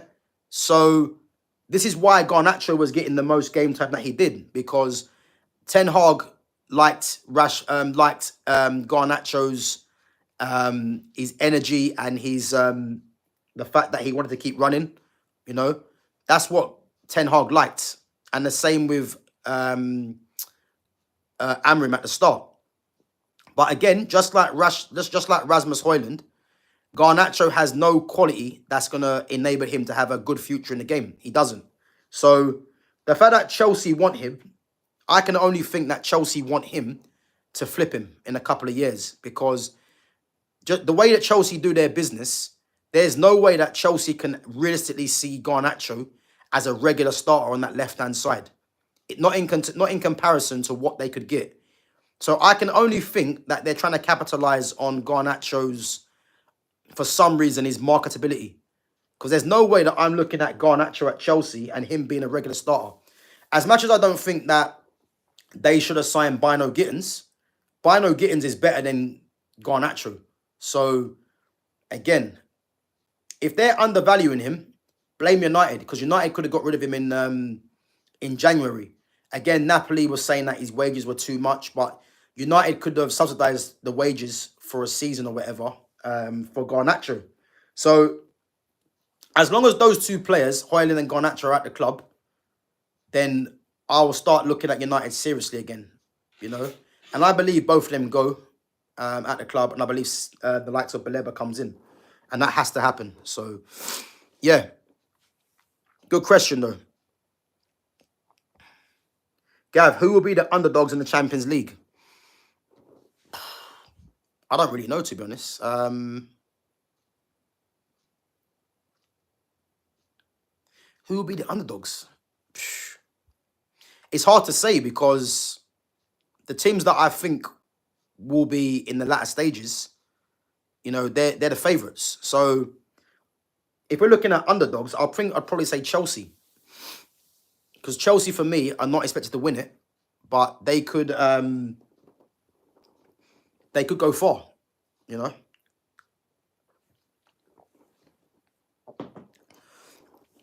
But who knows? Who knows? But yeah, I'll probably say Chelsea. Dave Blunt says, I like Chido Obi Martin. I think he will come good inevitably before Rasmus Højlund. Yeah, big up Dave, man. Dave, I have to be honest, I don't really rate Chido Obi. I'll be honest. I think with Chido Obi, I think he's got good instincts to score goals. But I look at the overall quality of the player. And I know he's only 17. But, you know, I don't want to use his age as an excuse, because Lamine Yamal's the same age. And just look at the quality difference, yeah? I look at Obi as someone that he's never going to be a regular first-team striker for Manchester United. You know, I don't think he's going to be that. I think he's going to be someone that they'll move on eventually. Or if he does stay around the squad, it'll be a bench option. You know, I don't believe that he's ever going to hold down a regular place at Manchester United, because for me, he hasn't got the quality to be that. And that's all right, because, you know, Man United is meant to be the elite clubs, and not everyone's going to make it. So, in my opinion, him being better than Rasmus Højlund inevitably is not hard, because Rasmus Højlund's shit. He's absolutely shit. So the fact that Chido Obi, for me, can be better than him is no prize, really. But do I believe Chido can be a regular player for United in the future? Not for me. You know, I think he's going to be someone that will eventually get moved on, because I just look at his quality even like now. I just don't think he has what it takes. But if he's a striker that can be a part of the squad and he's happy with that, then cool. But as a regular starter for United in the future, not for me. Not for me. Guys, come on, we got 34 likes. Big up yourselves. But let's smash the like button if you haven't done so already. And again, make sure you sub to the channel. You know, it's free content, guys. You know, you're getting some real football talk here. You know, no holds barred football talk. So again, make sure you support the channel, and make sure you sub as well. Big up yourselves.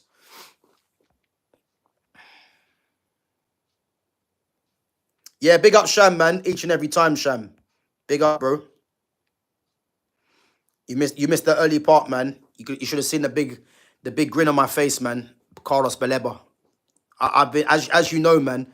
I've been saying Baleba from the start of the summer since last season. He's a must signing, and to think that he could be on his way to the theatre. Listen, this smile that you can see right now, man, is gonna be shining bright, man. If it happens, I'm telling you, he's the one signing that I was saying that this club need to make. And the funny thing is as well, yeah. I'm not saying that, that Man United officials watch my channel, but I definitely do believe they are watching some fan content. And because I'm pretty sure there's other fans that have been saying about Baleba as well. I'm pretty sure they've been watching some fan content and they're seeing the clamour for Baleba. Because I've been saying Baleba from the start, man. And how funny is it now that they're actually making contact with Baleba? He's the obvious signing for United to go and make. And if he comes through the door, listen, you're going to see me smiling, man. You're going to see me smiling. Big up to Jude Fenwick as well. Big up, Jude. Big up, bro. So Nubis says, this is probably the only channel that openly criticized Bruno while the other streamers just suck up to him. But, bro, listen, you see what it is with... And again, I can't talk on other streamers. The streamers that I watch, I watch people like, and big up to Flawless at Sarcasm City, big up to Rants and Bants as well. They're the two guys that I watch more than anyone else, who are Man United content creators, So I'm not gonna say other channels don't talk about Bruno the way that that those two do, because those two as well, just like me, have never been fans of Bruno Fernandes, But the reason that I don't rate Bruno Fernandes is because my extensive knowledge of football from playing, from watching, and from coaching is not going to allow me to be fooled by Bruno Fernandes, because I've just seen too much quality players and I've seen too much football to know that people rate this guy because of numbers, But when you actually break things down, he's a detriment to the team, whether people want to believe it or not. So you're always going to get open and honest talk from this channel, which is what it's about players. I'm not here to sugarcoat anything. My opinion is my opinion. You can disagree with my opinion and debate my opinion, but I'm always going to say the honest truth on players. And as I said, there's other channels out there that want to suck off Bruno because, not being funny, but a lot of these other channels I can imagine don't really look at football too deep. Which is what I do, and I don't look at Bruno for his numbers, because if a midfielder's getting numbers like that and your front line isn't, there's a problem somewhere.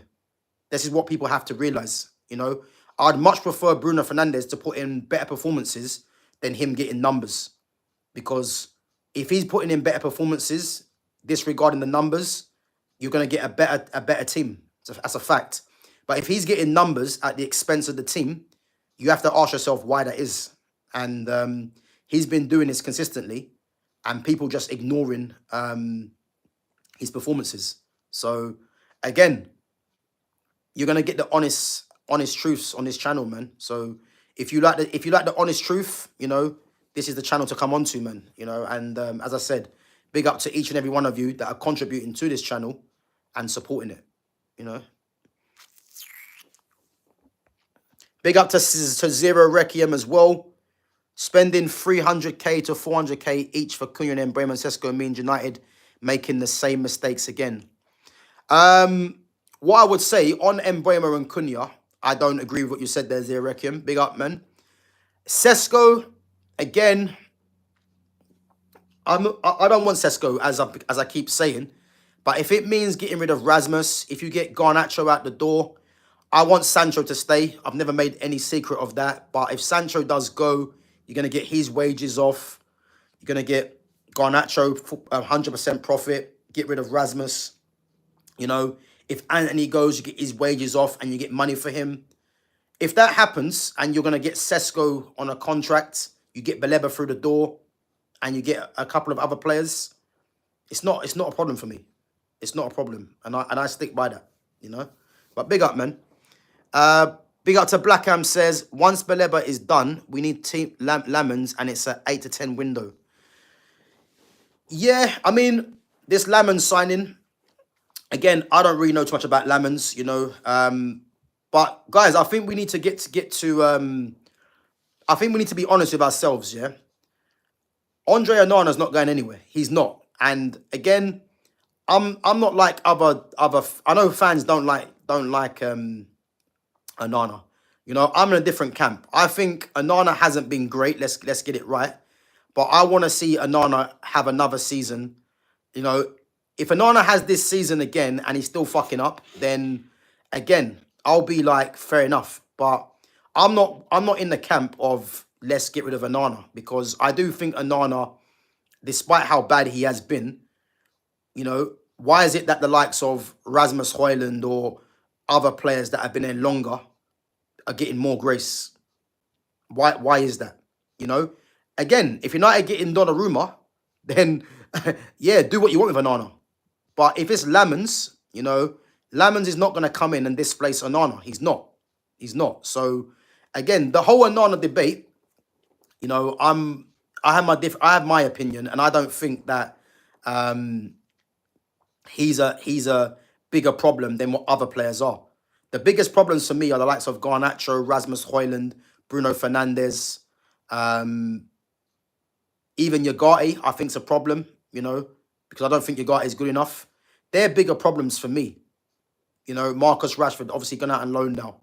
You know, they're bigger problems for me. Mason Mount is a bigger problem than Onana.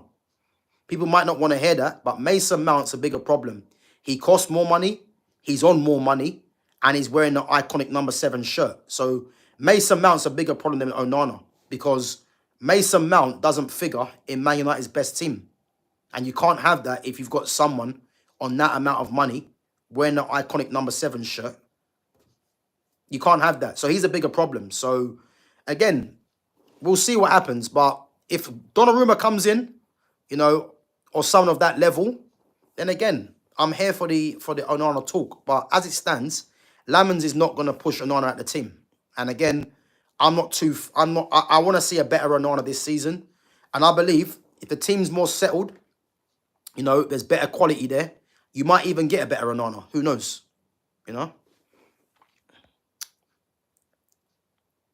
So Zero Requiem says, where's the £100 million for Baleba going to come from? Again, if you get rid of the likes of Garnacho, Højlund, if you get Anthony's wages off if he goes, even Sancho as well, if his wages goes as well, United have money to spend. And again, United are not going to pay 100 million up front. With a player like Baleba and going to Brighton, you're going to be paying installments. You will be. You're not going to be paying 100 mil up front. So this deal can happen. It definitely can happen. It's just how United are going to structure this deal. So I wouldn't be panicking about that. I think even if it is 100 million, you go and pay that money. You go and pay that money. So yeah, I'm all for it, man. 100%. So Nubis says, bruh, you are spitting facts on Bruno. I've seen the same thing, but the moment I say that out loud, I get a lot of negative comments from Bruno's bandwagon. Bro, big up yourself, Nubis, man. Nubis, what I would say, if you're still in the chat, yeah, don't be if people are trying to shut you down about Bruno, like, back your corner, man, because again, these fans that rate Bruno, they like, the reality is these guys are only going to tell you about numbers, and that's the only thing that they can actually go to. But what it is that these people don't actually know football really when you think about it, because if your argument to back a player is numbers solely, yeah, then they've already lost the argument, because someone like Bruno, shouldn't be used on his argument against him, shouldn't be used, or for him, should I say, shouldn't be used about numbers, because I'd always keep saying this. If your midfielder is getting more numbers than your striker, there's a problem somewhere. There's an absolute problem. So again, people that want to try and push back and have negative comments to you if you're saying what you got to say against Bruno, keep it going, man. Don't let no one shut you down, because football's about opinions. But when you're bringing facts to the table, you know, and you're bringing evidence to the table, people can't argue with evidence and facts. So these people that are going to try and have a difference of opinion, this is what it's about, you know what I mean? And as I said, before I even had my channel, you know, when Bruno even went to United first, when Bruno even started off at Man United, I was saying this player isn't for Man United because he was getting numbers at the detriment of the team and he's very selfish. Again, all you got to look at with Bruno Fernandes as well, he's the captain of the club and I've never seen a player throw their hands up as much often as he does, you know. I look at him and Jude Bellingham. They're very similar. They're both passion merchants. They both divide fan bases. And they're both players that think they're better than what they are. And they're two guys that whenever they're playing, whether it's club or international, they always throw their hands up in the air as if like they're the go-to guy, you know. And if you watch Bruno Fernandes, whenever the ball whenever he loses the ball or the ball goes out of play or he gives away a foul or gets fouled, his go-to, so when he gets fouled and doesn't get given the foul, he complains to the ref. When he gives the ball away, he complains at his teammates, you know. If he loses the ball, he complains at his teammates. The guy absolves himself from blame at every opportunity, you know. That is no captain, you know. And again, do I blame Bruno solely for doing what he's doing? I don't, because the majority of his fan base have made Bruno feel that he's entitled to do what he wants, you know. We had Paul Pogba at this club, you know, one of the most talented players to ever play for this club, and he was given nowhere near the license of Bruno Fernandes. And we know why that is, which I'm not going to get into, but we know why that is, yeah? To think that Bruno can do whatever he wants, you know, for Manchester United, who's meant to be seen as one of the biggest clubs in the world, is criminal as to how low this club has dropped. Because there's no way that Bruno Fernandes should have the freedom of Old Trafford to do what he wants, you know? And he's the captain. So again, keep your passion for the Bruno against these other people that want to try and battle you. Keep it going, man. Don't let no one shut you down. And again, on this channel here, we're ready for the conversation. So yeah, listen, make sure you make sure you sub to the channel and make sure you keep supporting the channel as well. Because you're gonna get real talk over here. I'll tell you that for free.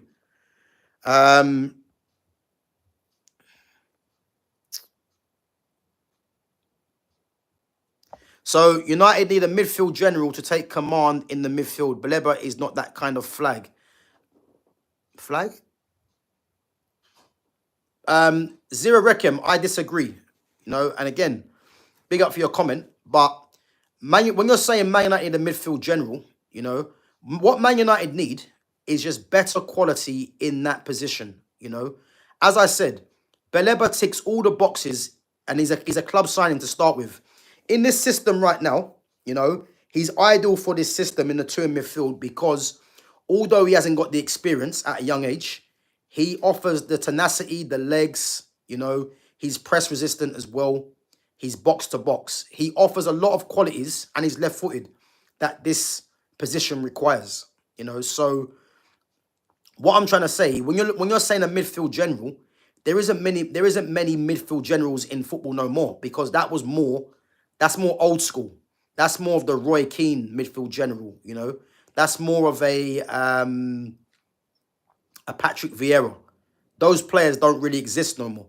So to say Man United need a midfield general, they just need better quality on the ball and just better quality in general, which is what Baleba provides. Because when you've got a midfield of Casemiro, Ugarte, Bruno trying to get shoehorned in there, and Mainu, again, in the system doesn't really work, and Toby Collier, who isn't getting game time, this is where you need to up the quality of the midfield because the way this manager wants to play with Casemiro is not suited to him. Again, Kobe can't really play this position because it requires a different skill set. Bruno's being shoehorned into this team, and Ugarte is just not good enough on the ball. So this is why Man United need better quality midfielders. So it's not about having a midfield general. It's about upping the quality. You know, it's about upping the quality. Guys, come on, there's 36 likes, free content. Smash the like button. Let's try and hit 40, guys. So if you're in here and you haven't subbed to the channel, make sure you do. and make sure you keep smashing the like button, guys. Just one press of the button obviously helps the D channel to grow. We got 36 likes in there. Let's try and hit 40 at least. Big up yourselves.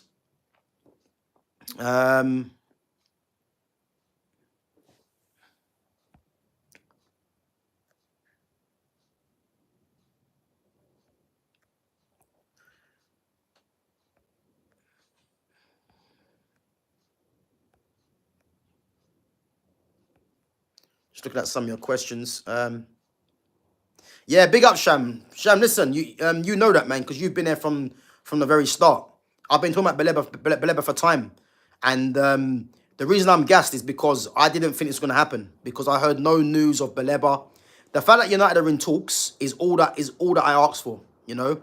If United are in talks with Baleba, and let's say, for instance, they can't come to a deal with Baleba, I'll be like, do you know what?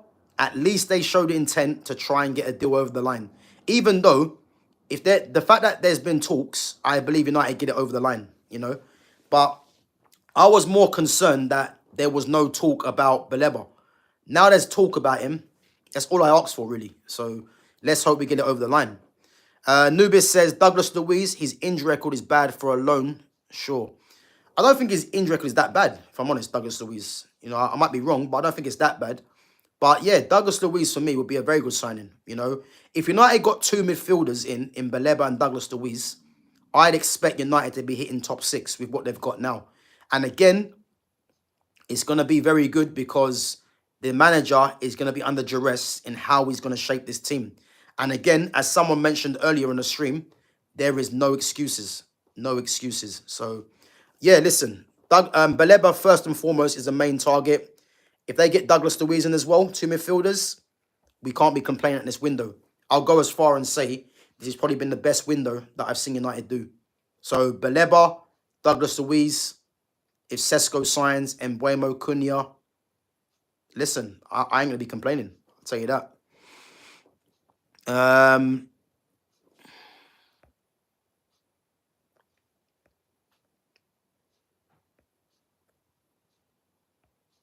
Big up to JKM.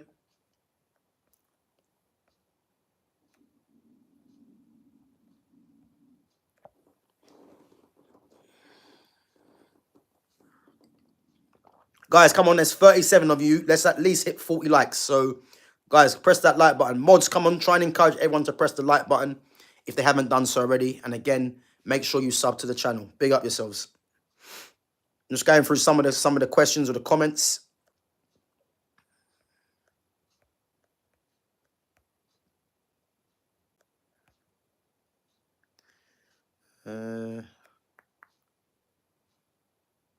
So JKM says, United also can't play Bruno as a winger if they play a 3-4-2-1. That is Bruno's right position. And big up JKM for your comment. But again, this is where people need to understand about systems, you know. So this 3-4-2-1 is not a winger system. It's not. Like, people need to understand this. The 3-4-2-1, the two are number 10s. They're not wingers. Because if you're playing a 4-3-3 or a 4-2-3-1, then you can start saying it's wingers. But this system is not a winger system. So when you're playing a 3-4-2-1, the two behind the striker are number 10s, which is why you got Cunha left 10, Bruno, and Mbeumo right 10. So Bruno is not going to play as a winger because he's not a winger. And in this system, it's not a winger system, it's a 10. The nearest thing to a winger in this system is wing backs. That's why it's got wing in it. So again, this is why Ahmad is playing there, because Ahmad's more or less playing as a winger. But I don't like seeing Ahmad play as a wing back because he's doing too much work going the wrong way, in my opinion. So, but if you're gonna play wingers, this is why we say wingers in the wing back positions. So the closest thing to a winger is a wing back. So again, Bruno in this system, if you're gonna shoehorn him into this team, it's either going to be as a left 10, a right 10, or a central midfielder. But the problem is, you don't shoehorn Bruno in. Bruno shouldn't be playing. That's the whole problem. If United want to move forward in a different direction, it's going to come to a point where Bruno Fernandes has to be at the team, whether people like it or not, you know?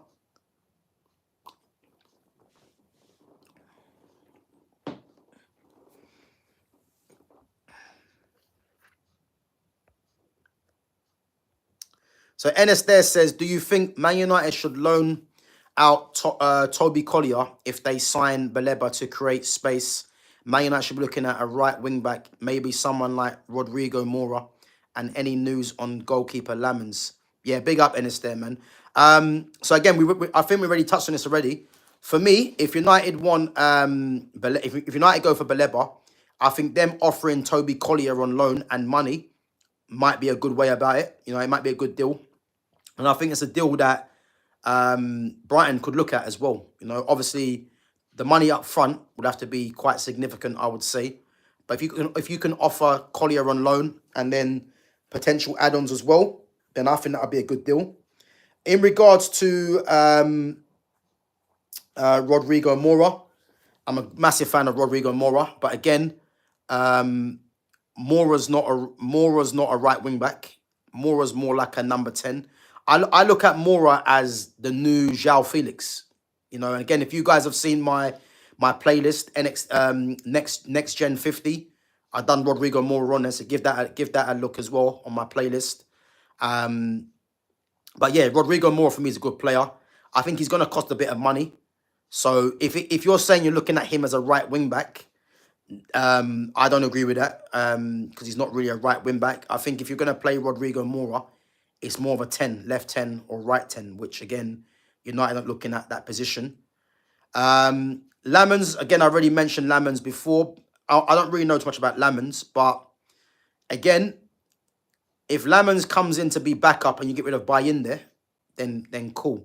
And then obviously if Fernandes goes to AFCON, if you've got Lamens, that's someone that can come in, then that's cool. But yeah, the Rodrigo Mora one, I'm not really seeing that one because he's not going to be a right wing back. And in regards to Man United getting a right wing back, you know, for me, I would love United to get, you know, a specialist right wing back, should we say. But the issues is that you've got Mbeumo and Ahmad, and they're two players for me that have to start, which means that Ahmad has to play as a right wing back. So if you go and get a right wing back, where does that leave Ahmad? Because there's no way I'm going to look at Ahmad on the bench. Impossible. Because Ahmad's one of Man United's best players. And he's playing in a position that really and truly he has to play because he gets the better out of him in this system. But if I'm honest, I want to see him playing, you know, high up the pitch in a different system. So, so yeah, man. But yeah, I agree with the Baleba one. Loan out Toby Collier and get Baleba. And yeah, I do agree with that one, man. But the Rodrigo Mora one, nah, I can't see that happening for me. Dennis Mark says, I believe the quality of balance and resilient our players are building. Top 4 is certain without or with trophy. Up United. What I would say on that one, Dennis, man, is as it stands right now, I'm not going to say top 4 for United. I know United have got one game a week, but I think as it stands right now with the signings of Mbeumo and Cunha, because again, Sesko's not over the line. Baleba, obviously, it's just started talks. As it stands right now, I expect United to be top 8, top 10, top 8. I believe if Baleba comes through the door and Sesko comes through the door, I'm going to say top 8 to top 6, I'm going to say. Yeah, I think top 4 is going to be very hard to break into because the top 4 already, I mean, City and Liverpool, we might as well just put them down. So that means you've got 2 spaces. And then that means you're looking at the likes of Chelsea, Arsenal, Newcastle. You have to put Aston Villa amongst that as well. I think Tottenham are going to have a good season. Who else is there? So, yeah, I think if United get Baleba over the line, you know, and gets, obviously, if Sesko comes in, and again, the outgoings are a must. And who knows, if United can get a Douglas Luiz, if you put it this way, if United got Douglas Luiz, Baleba into this lineup, and then you get Sesko as well, and then Højlund goes at the door, Garnacho goes at the door, if Anthony goes, if Sancho goes, possibly a Ugarte goes as well, or a Bruno, let's say, then this is when I'll start saying, listen, top 6 to top 4. But as it stands now, I'm going to say top 10 to top 8 for United without the signing of Baleba and them at the moment. You know, but big up, man, for the question. Or for the comment, should I say.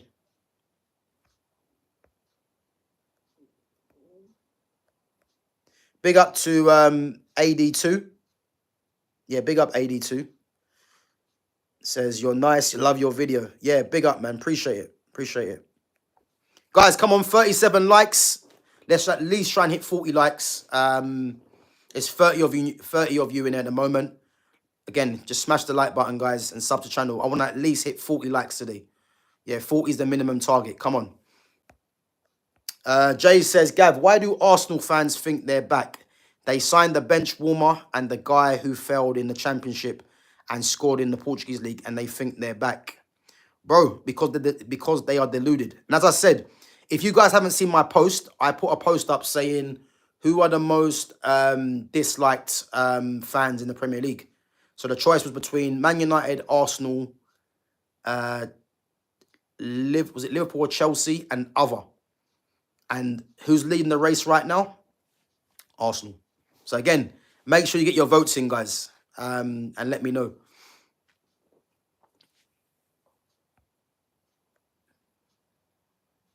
Yeah, big up DXR, bro. Big up, man. Big up.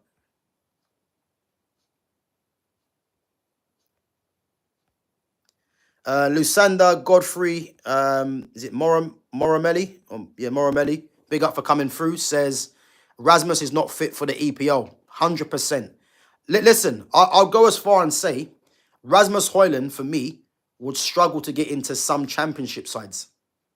You know, I don't think people are deep in how bad of a player this guy is.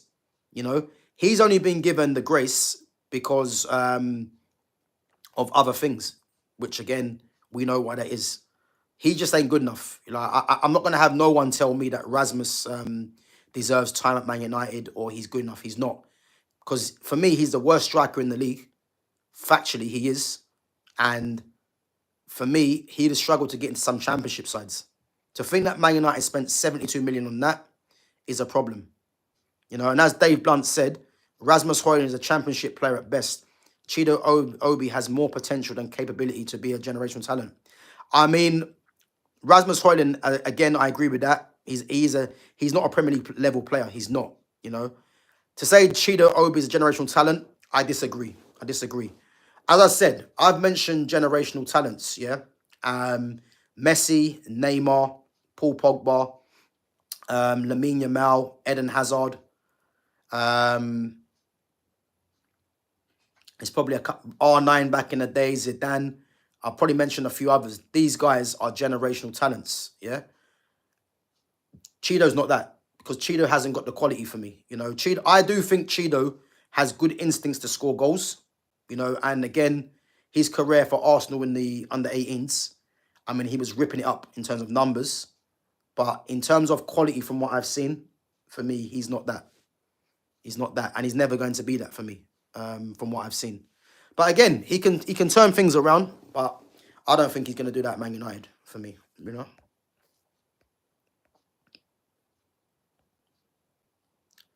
NS there says, will you rather sign Jorgensen from Chelsea or Lamens? Hackney from the Championship is a big shout out as a young midfielder to sign. Yeah, listen, Hayden Hackney's a good player. Obviously, he was rumoured to be going to Ipswich for 20 million, but I think he might have turned that down. But yeah, United are not going to sign Hackney. They're not. I think it's more driven by fans. But I think he's a good player. But I don't want to hear no other target but Carlos Baleba for midfield. You know, I'm not entertaining no other midfielder but Baleba. You know, United, you need to get that over the line. And again, if you want a bit more experience and you want another midfielder, Douglas Luiz. You know, and then next season, if Casemiro goes, well, he will do, end of his contract, you get rid of Ugarte, you know, and you want to get another midfielder in, Adam Wharton. This is where it should. This is what should happen. Jorgensen, I mean, I haven't seen too much of Lamens, so yeah, Jorgensen. Again, I'm not too fussed with the keeper. I'll be honest with you. Unless United get like a Donnarumma, which again I don't really want to entertain.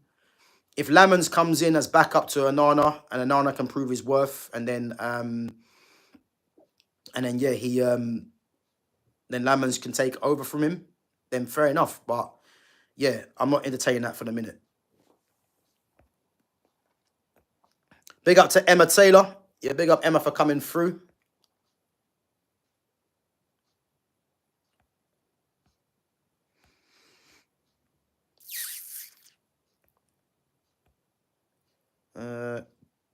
Guys, come on. We got 39 likes. Let's try and hit one more like. Make it 40. Come on. 29 of you watching at the moment. Smash that like button, guys. Come on.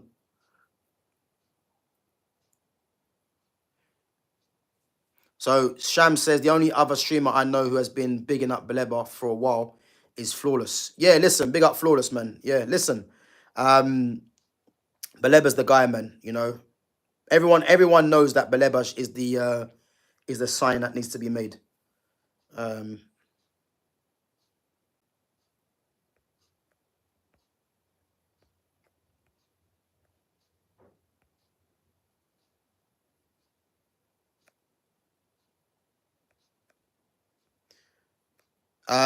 Nahar says, will Neymar move to Juventus? No. I've not heard that. What Neymar's gonna do, I believe. Neymar's gonna see out his career at Santos, play the World Cup coming up, and then I think he might hang up his boots. And what a career it's been. That's what I can see Neymar doing. And as Sham says, Neymar won't be going back to Europe. I don't think he will. I would love Neymar to come back to Europe, but it's not going to happen. It's definitely not going to happen.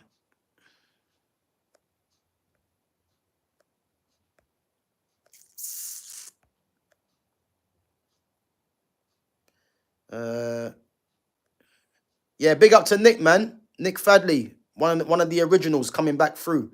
Yeah, big up, Nick, man. Long time. Where you been? You been hiding?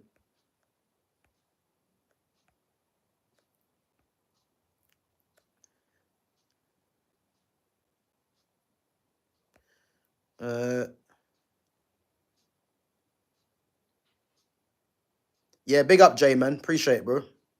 Guys, come on, yeah, get the likes up, man. 41 likes. Big up yourselves. If you haven't smashed the like or sub to the channel, make sure you do. Yeah, big up, Daniela. LFC Kid says Liverpool are the greatest club in England history. Well, I think you'll find you're wrong there. I think it's Manchester United, you know. But again, Liverpool fan, you got to back your team. Listen, I'm not even gonna hate on Liverpool, man, because the business they're doing has to be respected. But my team, Manchester United.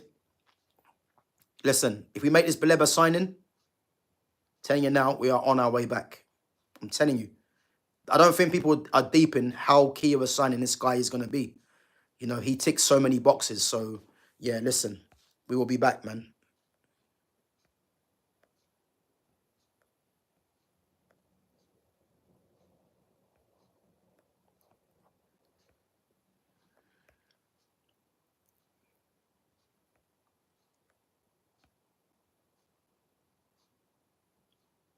Big up to the royalty master. Yeah, big up.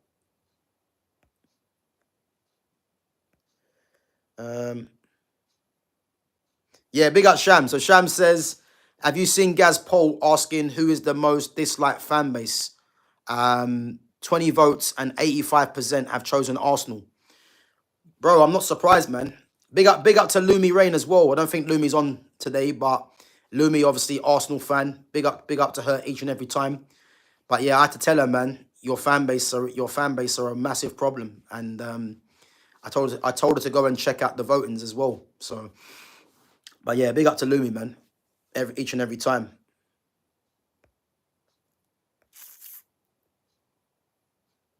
So JKM says, if United don't land Sesko, they can play Mbuemo at striker based on their formation. So basically you got Xerxes, and if Sesko doesn't come in, you know, again, I want Xerxes as the striker anyway. So you got Xerxes, you can play as the 9. Then you've got Cunha and Mbuemo that can both play there. So again, if Sesko does come in and you've got 4 players that can play in that position, you know what I mean? That's good depth there, you know. But as I said, Joshua Zirkzee is going to find his way in this lineup, one way or another. So if we get Baleba, Sesko, and Donnarumma, then you have to go for top 4.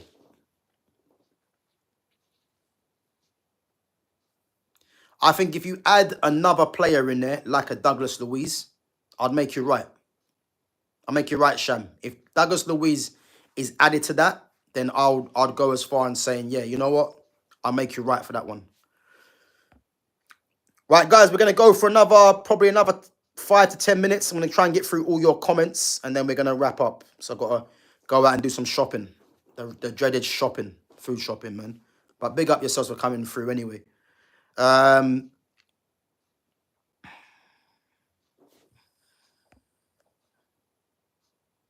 Yeah, I agree, Jay, man. They are the most deluded fan base in the Premier League. They are. They are, man.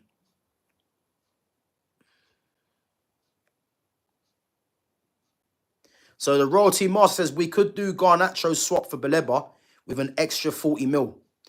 Bro, if that was to if that was to be the case, I'll tell you now, listen, I'd be loving that. But that's never gonna happen. And for 2 reasons.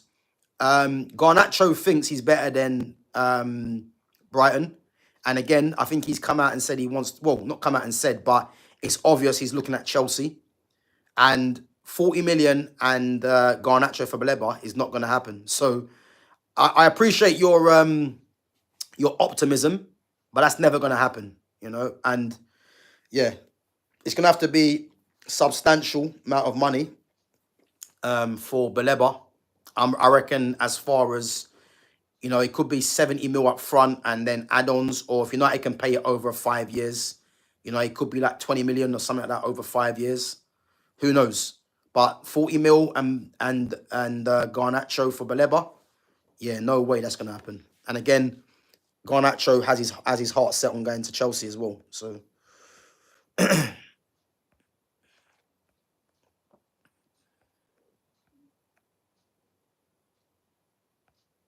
guys, come on, we got 43 likes. Let's try and hit 45. Come on. Big up yourselves for coming through. Smash the like button. Sub to the channel.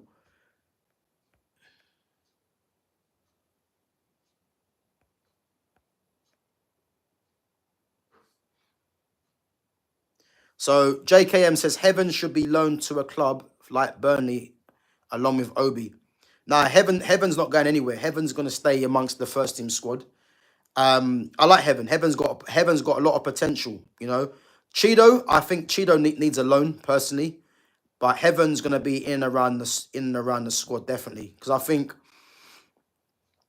you know, I like left-footed centre backs on the left hand side. I personally don't like seeing right footers on the left footers on the right in defence. You know, I think in the attacking areas I like inverted, but in defence I just prefer having the preferred foot on that side, which is why Heaven's key. But Mazraoui has to find himself in this team, and I think Mazraoui plays one of the 3 defenders, left or right. So yeah, but definitely Heaven needs to be in and around, man, 100%. But Obi should go on loan. Gav, I think Tommy Doyle will do amazing for Birmingham this season. Then we'll do well next season for Wolves. Yeah, you know what? Tommy Doyle's not a bad player. Again, Tommy Doyle used to be at Man City. Yeah, I think he's not a bad player. Central midfielder. I'm surprised that Wolves are actually loaning him. You know, I thought Wolves might have kept him there, but Tommy Doyle was playing more when they had Gary O'Neill. So maybe, obviously, Vitor Pereira doesn't really rate him that much. I don't know. But I think he's quite a decent player.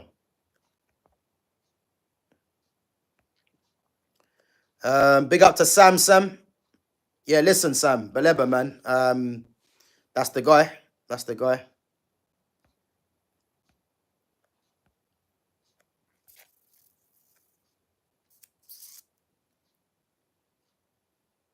So, Arsenal Pencil Cricket Team says, Gav, how many players do you think are better than Neymar in this generation? I can't name many.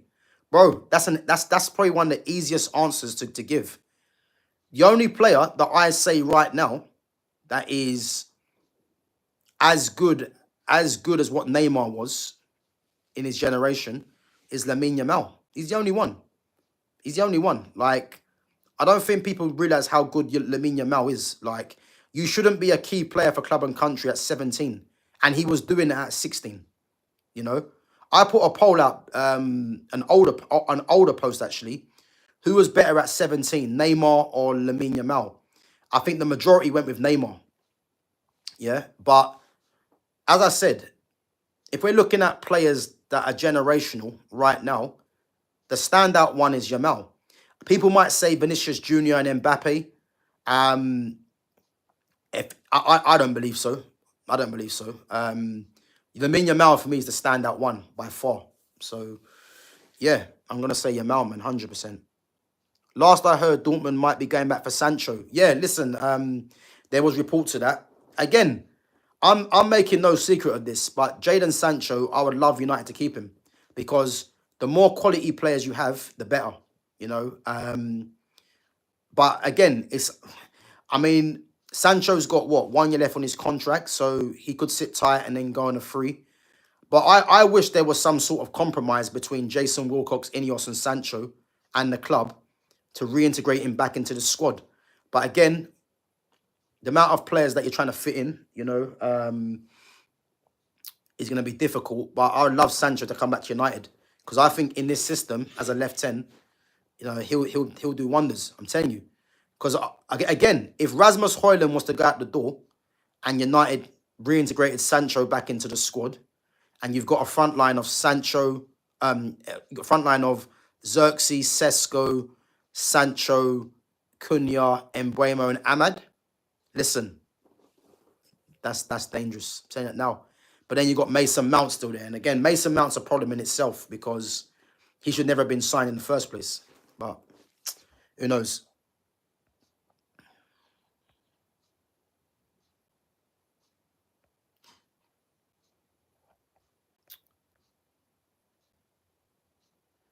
Big up to Red Lighters. Yeah, listen, man, I remember you from last time. Big up. Big up for coming through. Guys, come on. There's 35 of you in there. 43 likes. What are we doing? Come on. Smash the like buttons, guys. Just one press of the button. Just going to go through some more of your comments before we wrap up.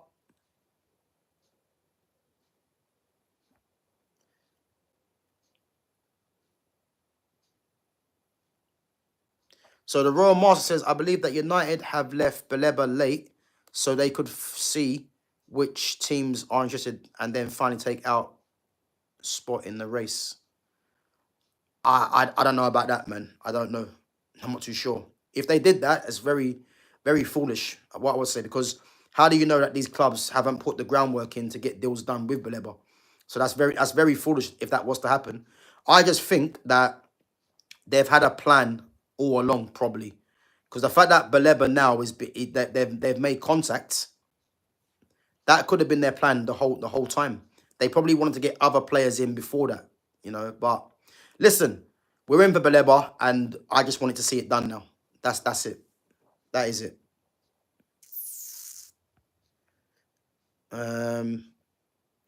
Gunners fan says Mike Maignan instead of Donnarumma. Yeah, Mike Maignan a very good keeper. You know, Chelsea should have, you know, they should have got that over the line. You know, but they're gonna deal with with Robert Sanchez. So that's up to them, innit? You know. Big up to Temple Ogbonna. Must be Italian. Or remember Angelo Ogbonna, ex-West Ham and Juventus centre-back. Gavin, how many years do you think Arsenal will win the treble? Never. Let's move on. Never.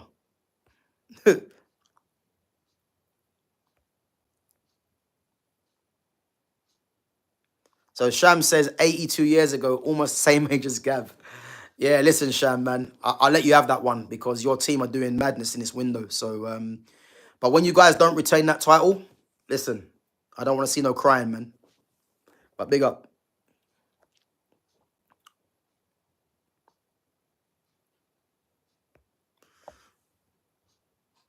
Gavin, how many years do you think Heaven will become a starter? It's hard to predict, really, because if we look at, I mean, I think in this system, Lisandro Martinez is a problem. Even if United change to a four at the back, Martinez is a problem. I don't think Martinez has a long-term future. And again, he's coming off the back of an injury as well. But heaven for me, if you look at who he's competing with, in this system for me, he's competing with Mazraoui, because Mazraoui has to get a place in this squad, even though I think left-footed is better. But in how many years? It depends, because who knows? United could go out and sign a left-sided centre-back. You just don't know. But I like Heaven, to be fair. I think Heaven's got a big future at Man United. But I can't really answer when he'll become a regular. I'm not too sure about that one.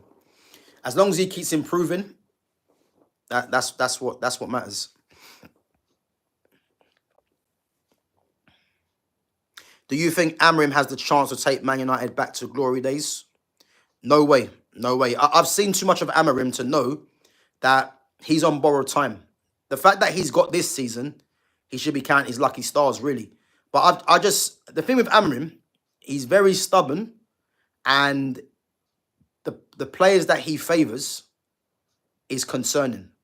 So that's why I don't think he has longevity at this club. And as I said, he's got 5 games for me. And it's there to see what he does. That's the honest truth. He's got 5 games. Yeah, big up to Gunners fan, man. No worries. I'm just going for the last bit of comments anyway, before we wrap.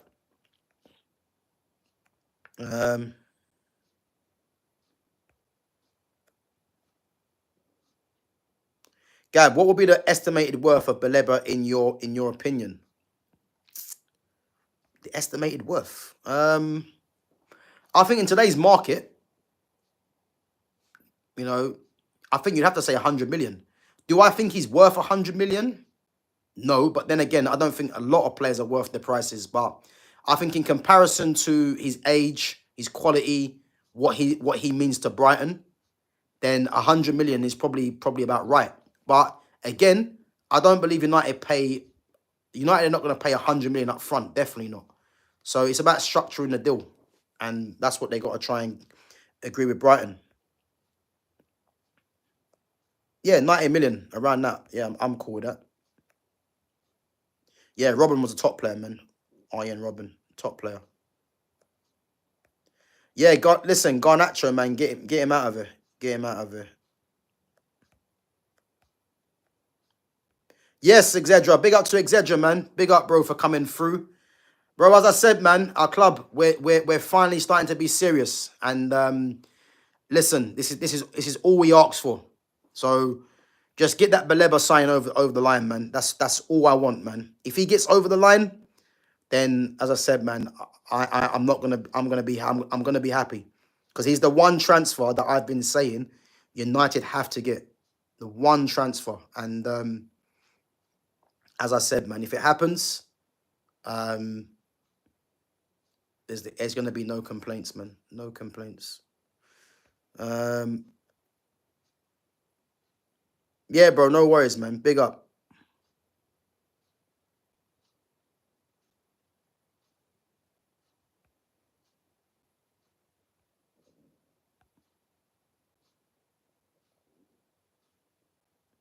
Yeah, Zedra, look, as I said, man, from before, the fact that the club are making club signings, yeah, I agree with you, man. It doesn't matter about Amorim.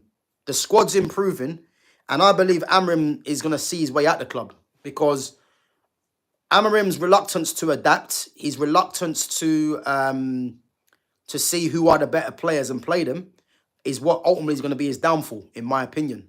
So, as I said earlier, the fact that Baleba, if Baleba does come in, it creates a problem for Amorim, because this whole shoehorning players into the team is going to be to his detriment, because Baleba comes in and starts, which means if you're going to play Bruno in midfield, you're going to have the likes of Casemiro, Ugarte, Kobe Mino on the bench, and these guys are going to be unhappy that they're not playing. But really and truly, the positions that those players play are going to be where you're playing Bruno Fernandes. So then what you're going to have to do is swallow your pride and having to not play Bruno, because you can't be dropping Cunha and Buemo from that front line in where Bruno's going to play. So this is why I'm looking forward to this signing, because it's going to force the issue. It's going to force the manager to kind of, make decisions that he doesn't want to make. And again, Dallo, you can't be shoehorning Dallo into this team when you got to find a place for Ahmad and Patrick Dorgu. So yeah, listen, I'm here for this. I'm here for this.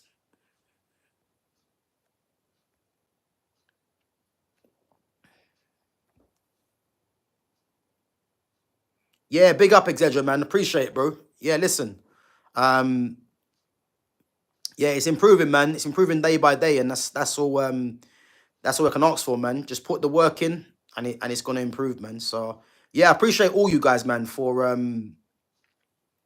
coming through. Appreciate you all. Appreciate all you guys.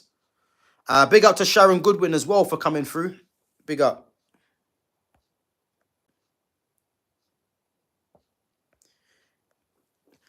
Yeah, but Ezedra, I think you're being generous, bro. You don't expect him to last December. Listen, if he doesn't get good results in his first 5 games, then I think he could be gone before that, because those next 10 games are not easy.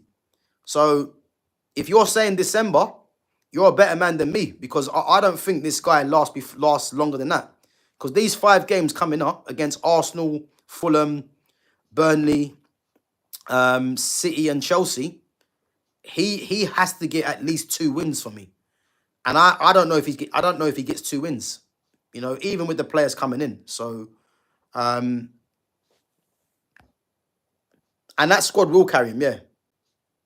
Big up to Jay. Jay says any stream tonight, Gav. Listen, I'm gonna guys, I'm gonna bounce now in a bit anyway. But if there's any news that breaks, if there's any news about Baleba that breaks or any other news, then yeah, I'll be going live later tonight at 7:30 as usual. So yeah, keep an eye on the stream. Just gonna get through last few comments and then I'm gonna wrap up. Exedra says, nah, Gav, I wanted him gone since last season. He has to prove me wrong by getting top 6 scalps. Bro, if you think he's going to get top 6, sack him now, because I don't see that happening. I mean, even with the players they're bringing in, I just don't trust this guy. So I think top 6 is a stretch at this moment for him. I think top 8, top 10, top 8 is the initial target. But again, if Baleba comes in, you try and get another midfielder like a Douglas Luiz, let's say. If Sesko signs, then yeah, top 6 is a minimum. Is a minimum. That's what I would say. Yeah. But guys, listen, big up yourselves each and every time for coming through. Great stream, obviously positive stream, man. Carlos Baleba looking like he's Man United in for Baleba. That's what I'm saying. That's the first of it, Obviously it's still a bit of a way to try and get that over the line. But as long as United are pursuing this transfer and they're making it the main transfer for midfield, we can be positive, So that's all we ask, man. That's all I ask for anyway. But yeah, guys, we've got 48 likes. Again, if you're new in here, make sure you sub to the channel. I think I'm 9 short of 1.3k. And again, if you haven't smashed the like button, let's at least try and hit 50 before we wrap up. So we got 48 likes at the moment. So if you're new in here, just smash the like button, guys. Let's try and hit 50. Be much appreciated. Been going for a little while today. Yeah, some great questions, some great comments, guys. And as I said, you guys help drive the channel. And as I said, man, it's a pleasure, man, coming through and obviously speaking to you guys about football, man. It's been a good stream. Big up to Phil Holland says, do you lot think United are having a good transfer window? I feel this one is more structured. Yeah, Phil, man, it is. It is. I think the fact that United are making club signings, we can't really complain. It's what needed to be done. And every signing from Mbuemo, Cunha, even Sesko, and Baleba, if he comes in, have been club signings. So this is the positive. This is the positive. And long may it continue. Big up to Lumi Rain as well for coming through.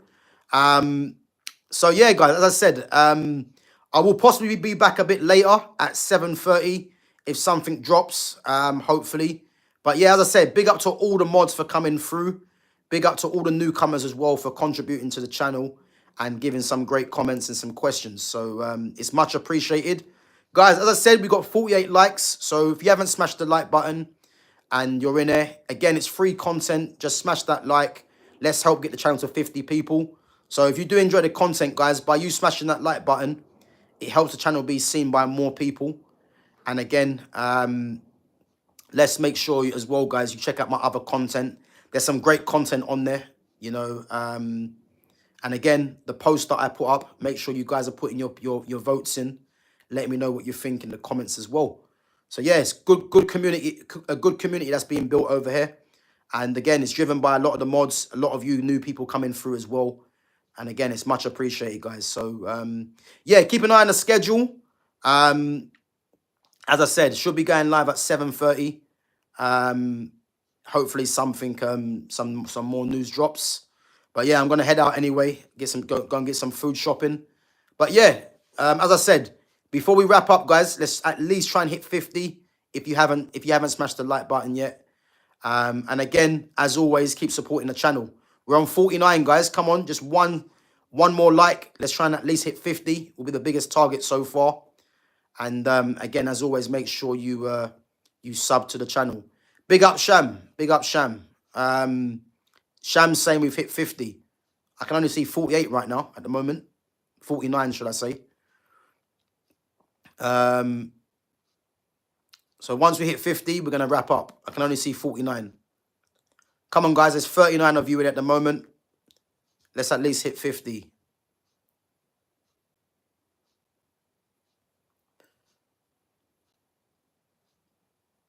It's gone back down to 48. Someone's playing games. Are we actually at 50, guys, or is it still 48? Yeah, big up Exedra, bro. Yeah, 100%, man. Let's just pray, man, that this deal goes, that United press on with this deal, and we get it over the line, man. Okay, guys, big up yourselves. Big up the mods for pushing that as well, man. Much appreciated. 50 likes, decent. First time we've hit 50, guys, on the stream. And yeah, big up to all the mods. Big up to all the newcomers as well. And guys, as I said, I'll be back hopefully at 7:30. If not, then as usual, we'll be back tomorrow. But as I said, keep an eye on the schedule. And big up yourselves for coming through each and every time, guys. Much appreciated. And I'm going to catch you guys in a bit. Take it easy.